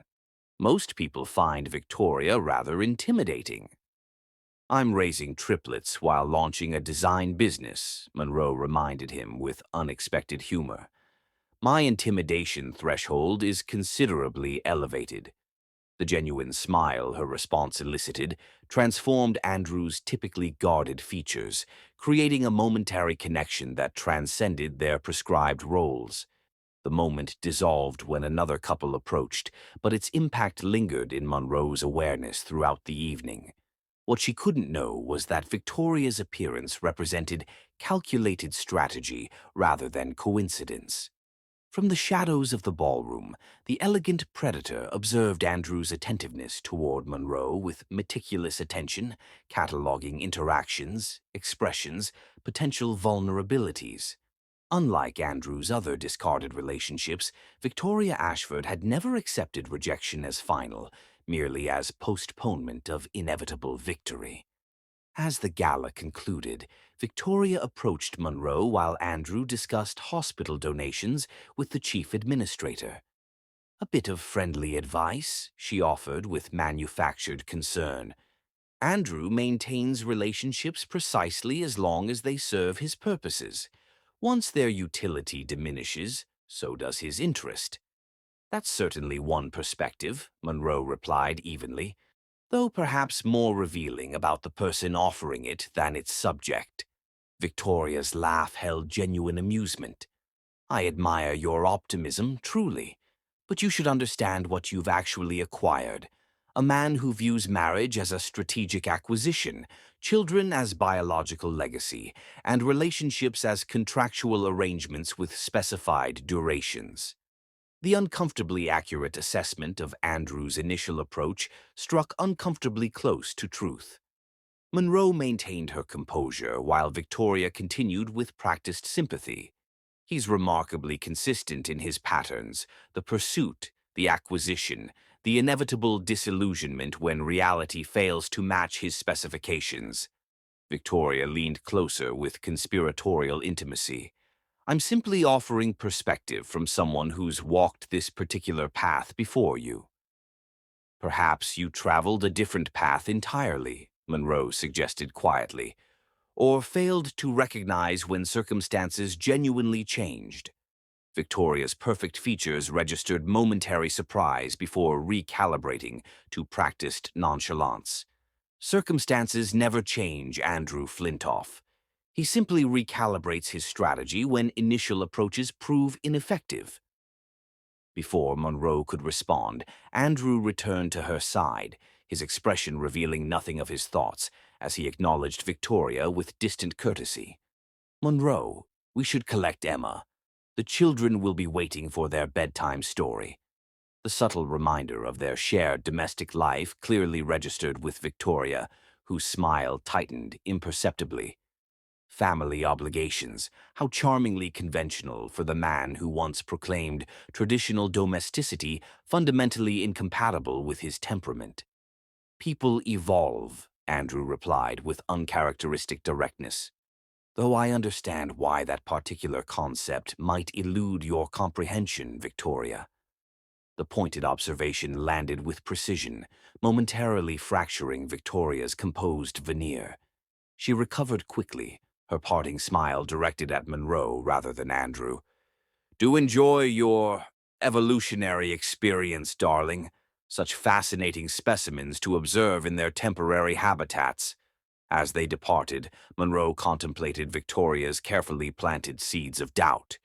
The woman had accurately identified vulnerabilities in their unconventional arrangement, while simultaneously revealing her own lingering attachment to Andrew, a complexity Monroe hadn't anticipated navigating within their already unusual circumstances. Victoria specializes in strategic manipulation, Andrew observed quietly during their journey home. Whatever she communicated during my absence was calculated to create maximum uncertainty. Monroe studied his profile in the car's dimmed lighting. She suggested your interest in our arrangement would prove temporary once its utility diminishes. Andrew's expression remained unreadable as he considered this assessment. Victoria projects her own transactional approach to relationships. She evaluates connections solely through potential advantage. Unlike our arrangement, which is founded on pure sentiment, Monroe noted with gentle irony. Something shifted in Andrew's typically guarded gaze. Our arrangement began with practical considerations, he acknowledged. That doesn't preclude evolution beyond initial parameters. The simple statement contained implications neither seemed prepared to examine directly. Their conversation lapsed into silence as the car navigated Manhattan streets. Yet Monroe sensed a subtle recalibration in their carefully maintained equilibrium, one that Victoria's reappearance had inadvertently catalyzed. What neither realized was how thoroughly Victoria's calculated intervention would ultimately affect their fragile foundation, both through her continued machinations and through the uncomfortable questions her observations had forced them to confront about the genuine nature of their unconventional family. Chapter 9. Betrayal. Victoria Ashford's reappearance proved merely the initial tremor preceding a more substantial disruption. In the weeks following the charity gala, she materialized with calculated frequency in their carefully constructed lives, attending the same philanthropic events, appearing at restaurants where they dined, even enrolling her niece in the exclusive preschool the triplets attended. Each encounter featured the same practiced performance, exquisite courtesy layered over pointed observations designed to highlight the transactional nature of Andrew and Monroe's marriage. To outsiders, these interactions appeared merely as society's polite navigation of former and current relationships. Monroe recognized them as deliberate strategic attacks. She's systematically undermining our narrative, Monroe observed one evening after yet another chance encounter with Victoria at a gallery opening. Creating public perception of our marriage as convenience rather than choice. Andrew, reviewing contracts at his desk, glanced up with unexpected perceptiveness. Does that perception concern you? The question contained layers Monroe wasn't entirely prepared to examine. It concerns me that someone is deliberately attempting to destabilize our family arrangement. Victoria's tactics succeed only when targets internalize her insinuations, Andrew noted with characteristic precision. Her observations affect us only if we grant them validity. The logical assessment provided little comfort against Victoria's carefully targeted campaign, particularly as the woman expanded her strategy beyond public encounters to more insidious approaches. Andrew seems particularly engaged with work lately, Victoria commented during preschool pickup, having maneuvered to arrive precisely when Monroe collected the triplets. Those late nights at the office must be challenging for your arrangement. Monroe maintained her composure while buckling Arya into her car seat.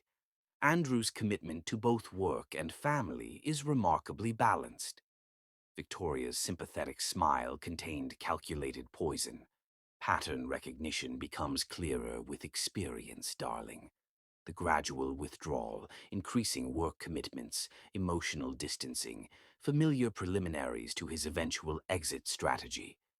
Perhaps you're projecting particular experiences rather than recognizing patterns, Monroe suggested calmly, though the observation struck uncomfortably close to recent changes in Andrew's behavior. He had indeed been working later hours, attending weekend meetings, demonstrating subtle withdrawal that Monroe had attributed to an important acquisition his company was navigating. Victoria's insinuation cast these changes in more troubling light. That evening, Monroe found herself studying Andrew with newly critical awareness as he helped the children with bedtime routines. His interactions with the triplets remained attentive and genuine, yet something in his demeanor suggested preoccupation beyond normal business concerns. "Is everything all right?" she inquired when the children were finally asleep. "You seem distracted lately." Andrew's momentary hesitation before responding triggered warning signals Monroe couldn't entirely dismiss. "Work complications, nothing requiring your concern."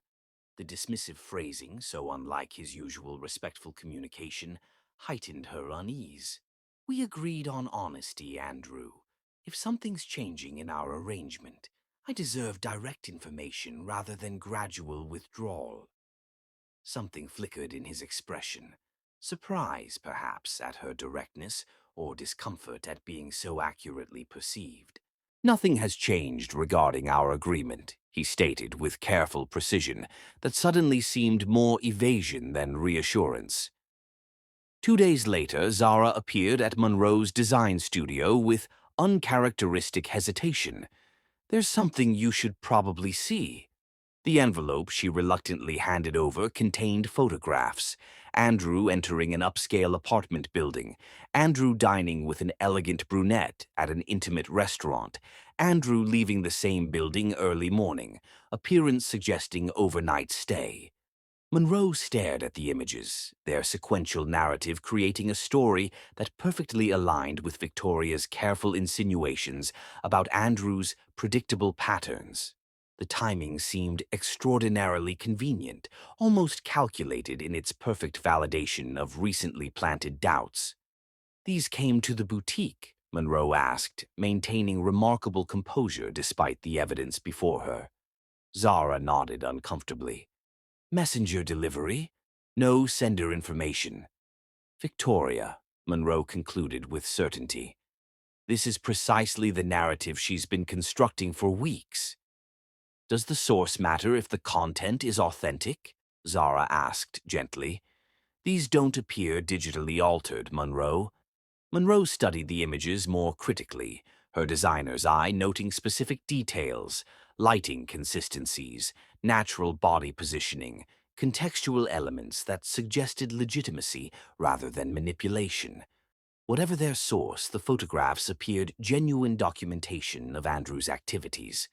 That evening, she placed them on their dining table after the children were asleep. "Perhaps you should explain these," she suggested when Andrew returned from his office, voice deliberately neutral despite the turmoil beneath.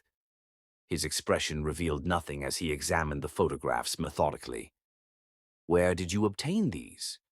"Anonymous delivery to my boutique," Monroe replied, watching him carefully. "Interesting timing considering Victoria's recent campaign to convince me of your inevitably wandering attention." "These aren't what they appear," Andrew stated, though something in his typically confident demeanor suggested unexpected discomfort. "They appear to be documentation of you spending significant time with another woman, including what seems to be an overnight visit," Monroe observed. "Is that interpretation inaccurate?" Andrew hesitated, an uncharacteristic display from someone typically immediate and precise in response. "The situation requires context you currently lack." "Then provide it," Monroe challenged, surprising herself with the intensity of emotion behind her calm exterior. "Our agreement specifically addresses extramarital relationships. I have no objection to their existence, only to dishonesty surrounding them." "This isn't a personal relationship," Andrew stated firmly. "It's business." "Business requiring overnight meetings in residential buildings?" Monroe questioned, unexpected hurt fueling her skepticism. "Our agreement specifies honesty, Andrew. If parameters have changed, acknowledge it directly rather than through obfuscation." Andrew's expression shifted to something Monroe hadn't previously witnessed, frustration combined with what appeared almost like regret. "The situation is complex, involving sensitive negotiations I'm not currently at liberty to discuss completely." The careful phrasing struck Monroe as calculated evasion rather than explanation. Something fundamental shifted within her, not merely doubt about these specific circumstances, but deeper questioning of their entire carefully constructed arrangement. "I won't be Victoria's pawn in whatever game she's orchestrating," Monroe stated quietly. "But I also won't accept deliberately misleading communication in our relationship. The children deserve better examples than parents who demonstrate dishonesty as acceptable behavior." "I have not been dishonest," Andrew countered with sudden intensity. "I've been necessarily discreet about sensitive business matters." "Then you categorically deny any romantic involvement with this woman?" Monroe pressed, needing explicit confirmation rather than careful linguistic navigation. Andrew's hesitation before responding told Monroe everything his words didn't. "The situation is more nuanced than simple categorization permits." The deliberately vague response crystallized something within Monroe, recognition that their carefully constructed partnership required genuine trust rather than contractual compliance. Without that foundation, the entire arrangement became precisely what Victoria had characterized: a temporary transaction rather than sustainable family structure. "I think I need some space to consider our situation," Monroe said finally, her calm voice belying the turmoil beneath. "The children and I will stay with Uncle Colin for a few days while you determine what nuance you're prepared to actually explain." Andrew's expression reflected rare alarm. Separating the children from their home environment seems an extreme response to a misunderstanding. "This isn't about the photographs specifically," Monroe clarified with unexpected clarity. "It's about recognizing that without genuine trust, our entire arrangement becomes unsustainable. We promised the triplets stability founded on mutual respect and honesty. If those elements are compromised, we need to reconsider our approach entirely." "You're allowing Victoria's manipulations to achieve precisely her desired outcome," Andrew observed, frustration evident beneath his typically controlled demeanor. "No," Monroe corrected quietly. "I'm recognizing that our arrangement requires more than contractual compliance to succeed.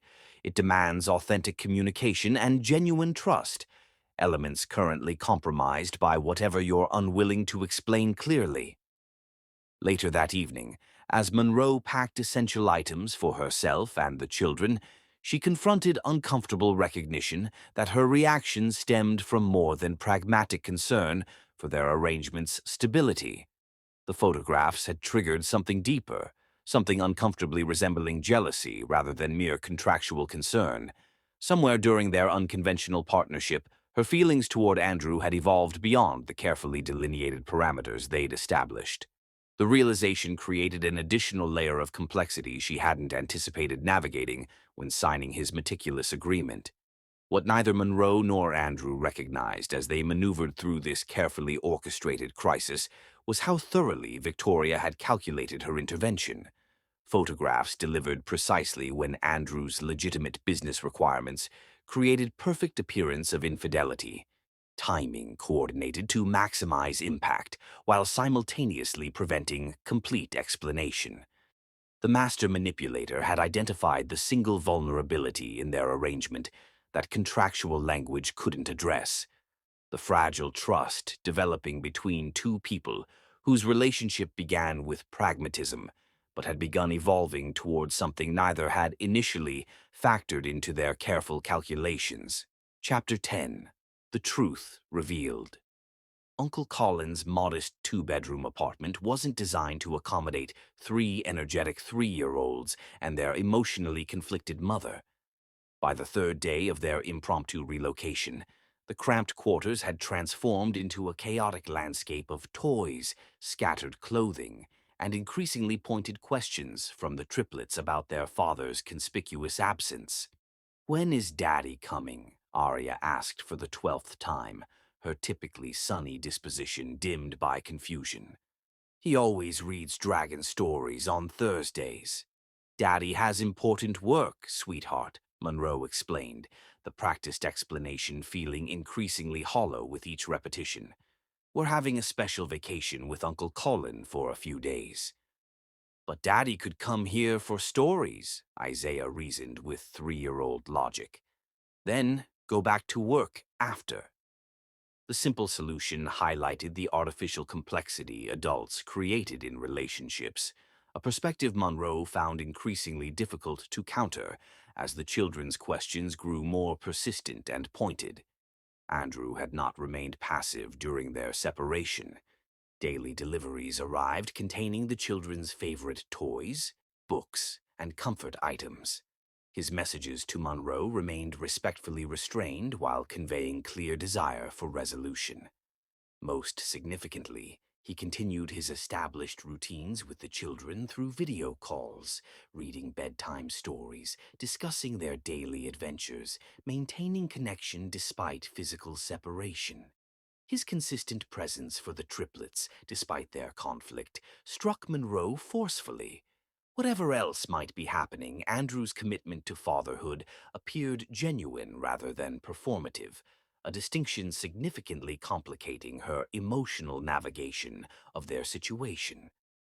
On the fourth evening, as Monroe attempted to coordinate dinner in Colin's minuscule kitchen, her phone rang with a number she recognized as belonging to Emma Flintoff. "Before you decline this call," Andrew's sister began without preamble, "I'm not playing mediator in whatever Victoria has engineered between you and my emotionally constipated brother." Despite everything, Monroe found herself smiling at Emma's characteristic directness. "Then why are you calling?" "Because I've spent 3 decades deciphering Andrew's pathologically private approach to personal matters," Emma replied. "And I recognize when he's being an idiot about communication despite good intentions." "That doesn't actually clarify your purpose," Monroe noted, though she found herself genuinely curious about Emma's perspective. "Victoria returned to New York specifically to disrupt your marriage," Emma stated bluntly. "She's been systematically gathering information, monitoring Andrew's schedule, and orchestrating coincidental encounters for months. The photographs delivered to your boutique represent culmination rather than improvisation." Monroe leaned against the kitchen counter, processing this information. "How do you know this?" Because I make it my business to know when someone targets my family, Emma responded with surprising fierceness.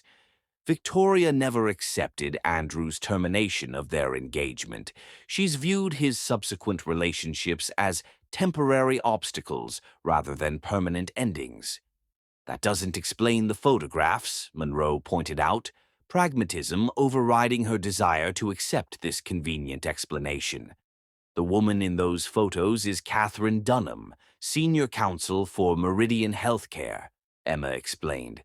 Andrew's company is negotiating acquisition of their East Coast facilities, a transaction complicated by pending litigation requiring absolute discretion during negotiations. The explanation aligned with Andrew's vague assertions about business requirements, yet still failed to address certain specifics.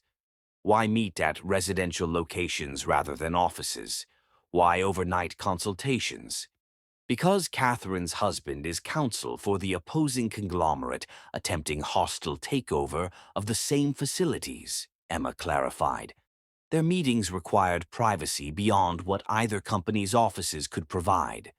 The overnight appearance resulted from consultation extending past midnight during critical negotiation phase, with Andrew using the building's executive accommodation suite rather than returning home at 3 in the morning. The explanation offered logical context for circumstances that had appeared damning without additional information. Monroe found herself simultaneously relieved and embarrassed by how effectively Victoria's careful framing had manipulated her perspective. Andrew could have explained this, she noted, frustration evident despite her relief. Confidentiality agreements prevent specific disclosures until the acquisition concludes, Emma countered. Though I agree his approach to explanation left considerable room for improvement. Monroe considered this information thoughtfully. Why are you telling me this if Andrew legally cannot? Because the acquisition formally concluded yesterday, Emma explained, and because my brother's emotional constipation prevents him from recognizing when contractual obligations should yield to personal necessities. You seem remarkably invested in our arrangement, Monroe observed, curious about Emma's motivation. A moment of silence preceded Emma's unusually gentle response. Because I've never seen my brother genuinely happy before, not until you and those children became part of his life. The simple observation struck Monroe with unexpected force.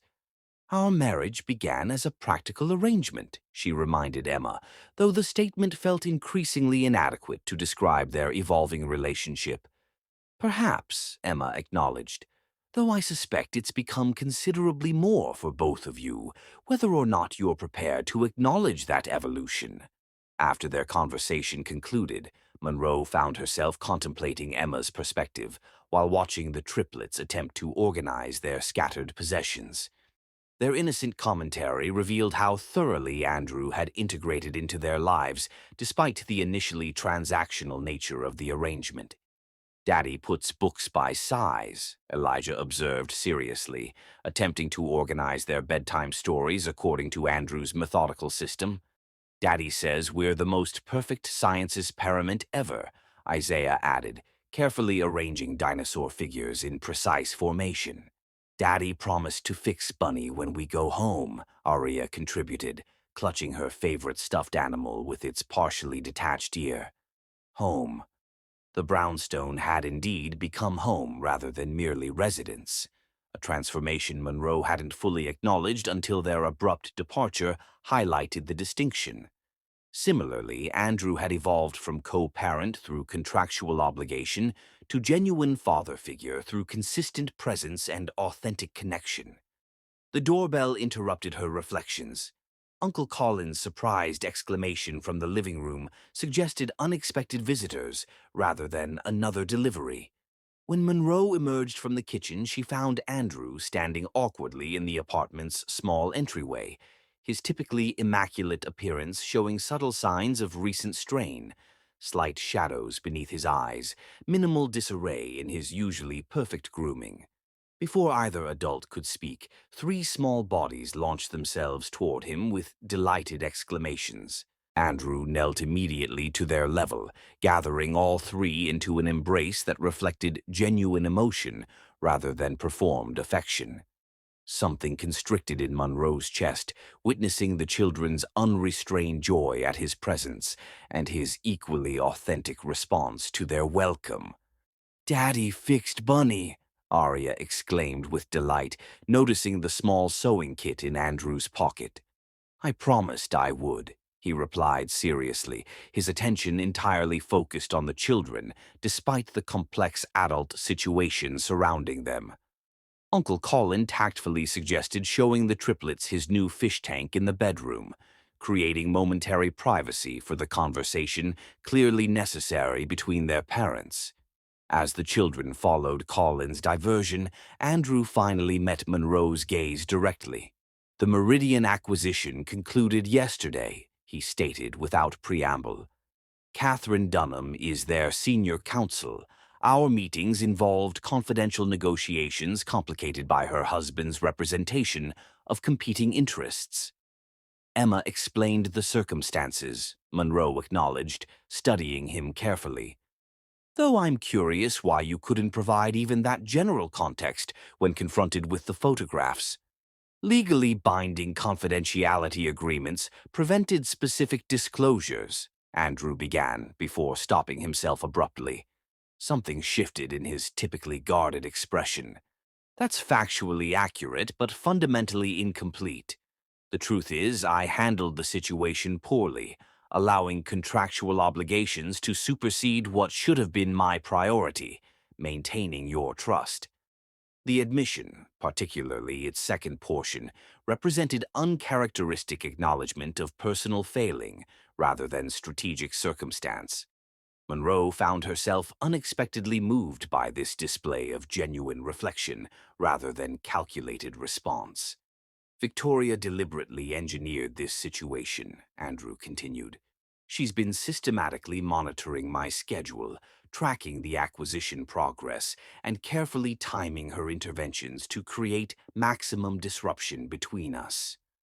"The question is why," Monroe observed. "What does she gain from damaging our arrangement?" Something complicated flickered across Andrew's features.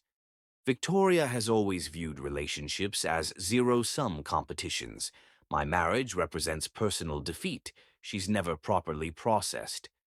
"That seems disproportionately vindictive for a relationship that ended years ago," Monroe noted skeptically. Andrew hesitated before responding with unprecedented candor. "Victoria believed our engagement represented culmination of carefully orchestrated strategy, merging compatible fortunes, establishing social prominence, achieving mutually advantageous alliance. When I discovered her infidelity and terminated our arrangement, she lost not merely relationship, but carefully constructed future she'd been strategically developing for years." The explanation illuminated Victoria's persistent interference, while simultaneously highlighting stark contrast between her approach to relationship and what had developed between Monroe and Andrew, despite their arrangement's pragmatic origins. "What exactly are you proposing now?" Monroe asked directly, needing clarity rather than assumption. "I'm asking you and the children to come home," Andrew stated simply. "And I'm acknowledging that our arrangement has evolved beyond its original parameters in ways neither of us fully anticipated." The straightforward statement contained implications Monroe wasn't entirely prepared to address directly. "The children miss you," she acknowledged. "They don't understand our separation." "And you?" Andrew inquired with unusual directness. "Beyond practical considerations of the children's well-being." The question demanded honesty Monroe had been reluctant to fully confront. "I've discovered our arrangement functions poorly without fundamental trust," she admitted carefully. "And that trust requires greater transparency than either of us initially recognized. I should have found way to provide context while maintaining confidentiality," Andrew acknowledged, unexpected accountability replacing his usual precise self-justification. "Your trust is more valuable than procedural correctness. I failed to prioritize appropriately. The admission of error, particularly framed as personal failing rather than circumstantial necessity, represented significant evolution from Andrew's typically meticulous self-positioning. Monroe found herself unexpectedly moved by this glimpse of genuine vulnerability beneath his carefully maintained control. Before she could respond, Uncle Colin returned with the triplets, whose exuberant commentary about fish feeding effectively prevented further adult conversation. Andrew seamlessly transitioned to attentive father mode, examining Arya's damaged stuffed animal with serious concentration while discussing proper repair methodology. "He's been completely miserable without you all," Colin murmured quietly to Monroe as they observed this interaction. "Called daily for updates on the children. Asked about you too, though he tried pretending that was secondary concern." The simple observation provided unexpected perspective on Andrew's experience during their separation. His carefully maintained exterior seldom revealed genuine emotional impact, creating impression of detachment even when deeper connection might exist beneath the surface. Later, as Andrew prepared to leave following Bunny's successful surgical repair, he hesitated before departing. "Victoria sent additional photographs to my office yesterday." Monroe tensed, anticipating further manufactured evidence of infidelity. "More creative documentation of business meetings?" "No," Andrew replied carefully. "Images of you and the children at Colin's apartment, local playground, neighborhood shops. Surveillance suggesting capability for ongoing monitoring rather than isolated intervention." The implications sent a chill through Monroe, Victoria's manipulations extending beyond relationship disruption to potentially more concerning territory. "That seems excessive even for romantic vindictiveness." "Victoria's motivations transcend conventional jealousy," Andrew stated, something hardening in his typically controlled expression. "She views our marriage as strategic defeat, requiring systematic response, rather than emotional disappointment, warranting eventual acceptance." The assessment cast Victoria's persistent interference in more troubling light, calculated campaign rather than impulsive intervention. Monroe found herself reconsidering their circumstances with newfound clarity about potential vulnerability extending beyond their marriage to potentially impact the children's security. "Perhaps returning home represents appropriate response regardless of our personal complications," she suggested pragmatically. "The children's safety supersedes other considerations." Andrew studied her carefully before responding with unexpected insight. "While I agree completely, I hope our reconciliation might eventually transcend mere strategic necessity." The simple statement contained layers Monroe wasn't entirely prepared to examine directly. "One step at a time," she suggested, though something in her response acknowledged possibility beyond pragmatic reunification. The following morning, Monroe and the triplets returned to the brownstone with Uncle Colin's assistance. The children's delight at returning home struck Monroe forcefully. Their genuine attachment to both physical space and family structure they'd developed within it. Whatever complications existed between their parents, the foundation they'd created for the triplets provided authentic security rather than merely performed stability. What neither Monroe nor Andrew fully recognized as they cautiously reconstructed their arrangement was how thoroughly Victoria's intervention had inadvertently strengthened rather than weakened their foundation, forcing acknowledgement of genuine evolution beyond contractual parameters, while simultaneously highlighting contrast between calculated manipulation and authentic connection gradually developing between them. Victoria's continued machinations would ultimately provide catalyst for transforming their carefully negotiated arrangement into something neither had anticipated when signing those meticulously drafted documents months earlier. Chapter 11. The Confrontation. Andrew pushed past the doorman of Victoria's luxury building, ignoring the elevator attendant's greeting as he ascended to the penthouse floor. The evidence Emma had gathered burned in his mind, security footage disproving the photographs, phone records tracing back to Victoria, and her assistant's written confession about the elaborate scheme to destroy his marriage. Victoria! His voice thundered through the marble foyer as he entered without announcement. Show yourself. She emerged unhurriedly from her bedroom, cinching a silk robe around her slender frame. Not a hair out of place despite the early hour, her practiced smile revealing nothing. Andrew, darling, what an unexpected dawn visit. Save the performance. He tossed the folder onto her glass coffee table, documents spilling across the surface. The photos were fabricated. The entire campaign against Monroe, all your doing. Victoria regarded the scattered evidence with detached amusement before pouring herself champagne. I merely revealed the truth about a woman who concealed your children for 3 years. Someone needed to intervene before she completely exploited your guilt. Intervene? Andrew advanced, keeping his voice dangerously measured. You orchestrated this from the beginning, even before you returned from Europe.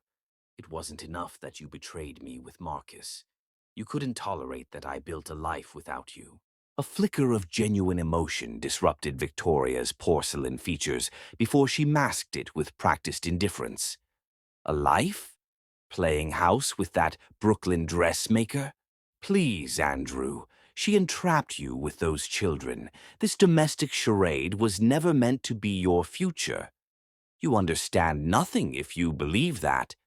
His expression softened momentarily when he thought of the triplets, their distinct personalities, their uninhibited affection, the joy they brought to every day. My children have given me purpose I never knew was missing. And Monroe executed a flawless trap, Victoria cut in, her brittle laugh echoing off marble surfaces. First hiding your heirs, then playing victim when discovered. You're being masterfully manipulated. Andrew studied her, finally recognizing the pattern of Victoria's machinations throughout his life. You despise her because she possesses something you never could, authenticity. What Monroe and I have built isn't founded on calculation or advantage. The realization crystallized as he spoke. He truly loved Monroe, not just as his children's mother, but for her unwavering integrity, her resilience, her capacity to forgive what seemed unforgivable. This ends now, he stated with finality, turning toward the door. Stay away from my family. Victoria's mocking laughter halted him. Where exactly are you rushing off to? To beg forgiveness from your betrayed wife? She shook her head with false sympathy. Always one step behind in this particular game, aren't you? Dread coiled in his stomach as he turned back. What have you done? Did you imagine she'd wait patiently after you threatened to take her children? Victoria's triumphant smile chilled him. She's aboard my private jet, heading somewhere you'll never find her. The children too, naturally. Andrew immediately reached for his phone. You're lying. Check your home, Victoria suggested with silky satisfaction. Their closets are empty. The children's favorite toys, gone. I merely offered transportation, but Monroe was remarkably eager to disappear after your performance yesterday. Andrew called Monroe's number, straight to voicemail. Next, Emma. Have you heard from Monroe? He demanded without preamble. Emma's hesitation confirmed his fears. Andrew, she needed distance after everything that happened. Where is she, Emma? His voice cracked, a sound foreign to his own ears. I promised not to tell you, she answered quietly. Victoria orchestrated her departure. Don't you understand? This was her endgame. What are you talking about? Emma sounded genuinely perplexed. Victoria is standing here gloating about sending Monroe and the children away on her private jet. After a pregnant pause, Emma responded with alarm. That's impossible. Monroe rejected her offer. She's at a beachfront villa on St. Lucia with the children. Relief surged through him. followed immediately by renewed suspicion as he noted Victoria's suddenly wary expression. Then why would Victoria claim? Because air traffic control just reported an incident, Emma interrupted urgently. Victoria's private jet requested emergency landing clearance 20 minutes ago. Mechanical failure during takeoff in the storm. Was anyone? The pilot survived. No passengers. Emma's voice hardened.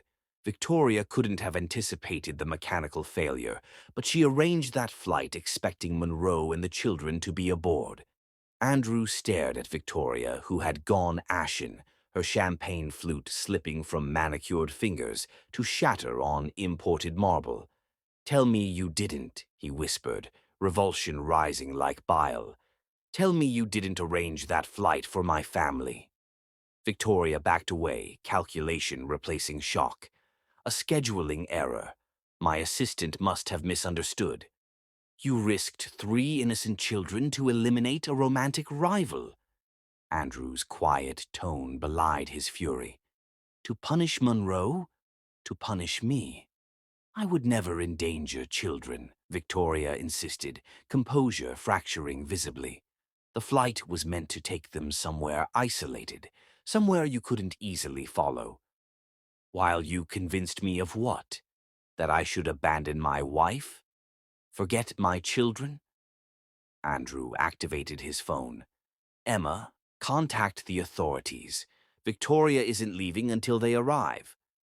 You have nothing to prove, Victoria hissed, desperation replacing her usual poise. Mechanical malfunctions happen. Weather conditions were poor. Pure coincidence. Perhaps. But the Paris project embezzlement, the tax fraud, the forged zoning permits, all meticulously documented. His gaze was implacable. I've maintained comprehensive records of your indiscretions, Victoria. Insurance against precisely this scenario.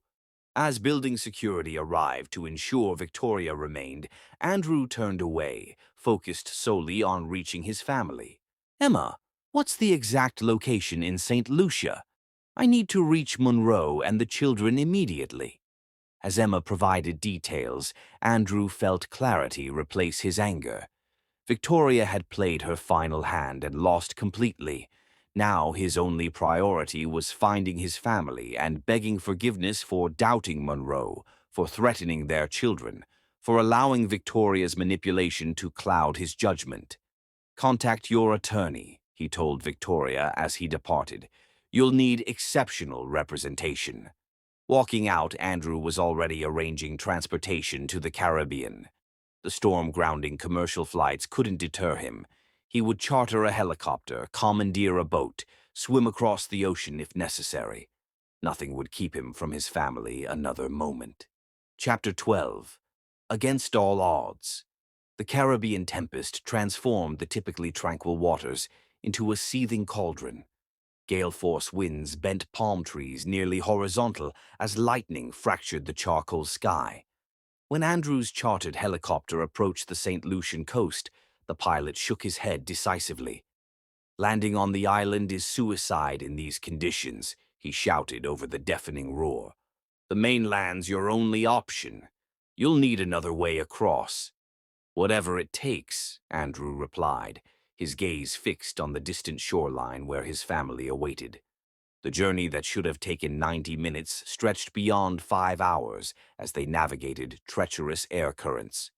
When they finally touched down on the mainland, Andrew abandoned all vestiges of his usually immaculate appearance, his sole focus reaching Monroe and the children. The coastal village offered scarce transportation options. Fishermen secured their vessels against the onslaught, wisely remaining on land.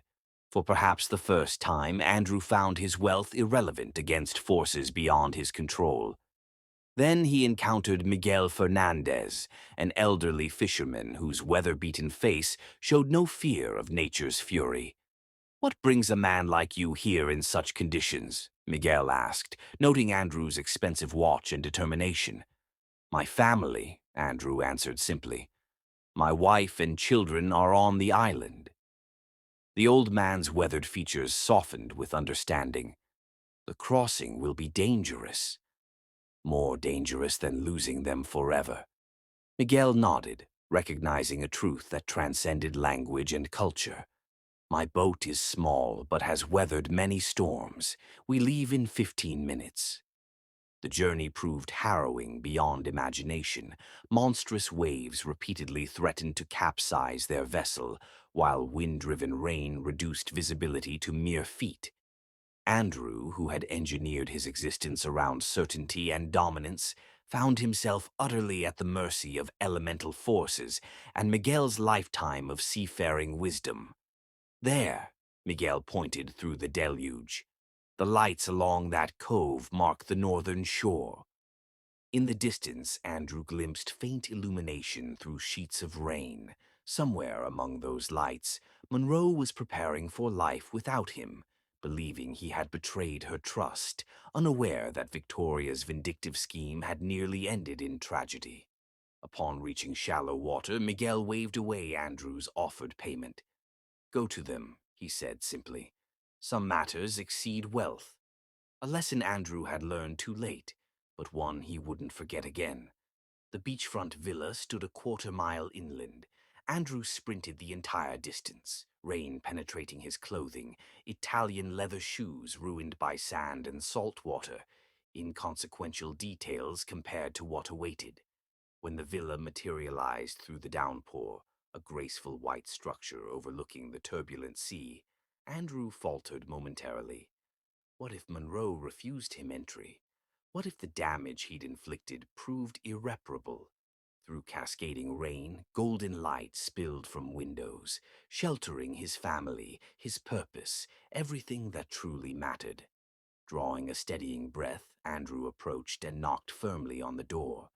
Interminable seconds passed before it opened, revealing Monroe, whose expression transformed from wariness to astonishment at his drenched appearance.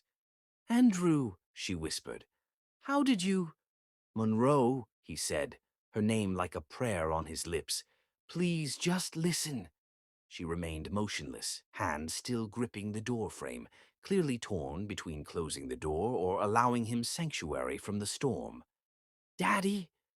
Aria's delighted shriek interrupted the standoff, her tiny footsteps pattering across tile before Monroe could decide. "You came through the scary storm."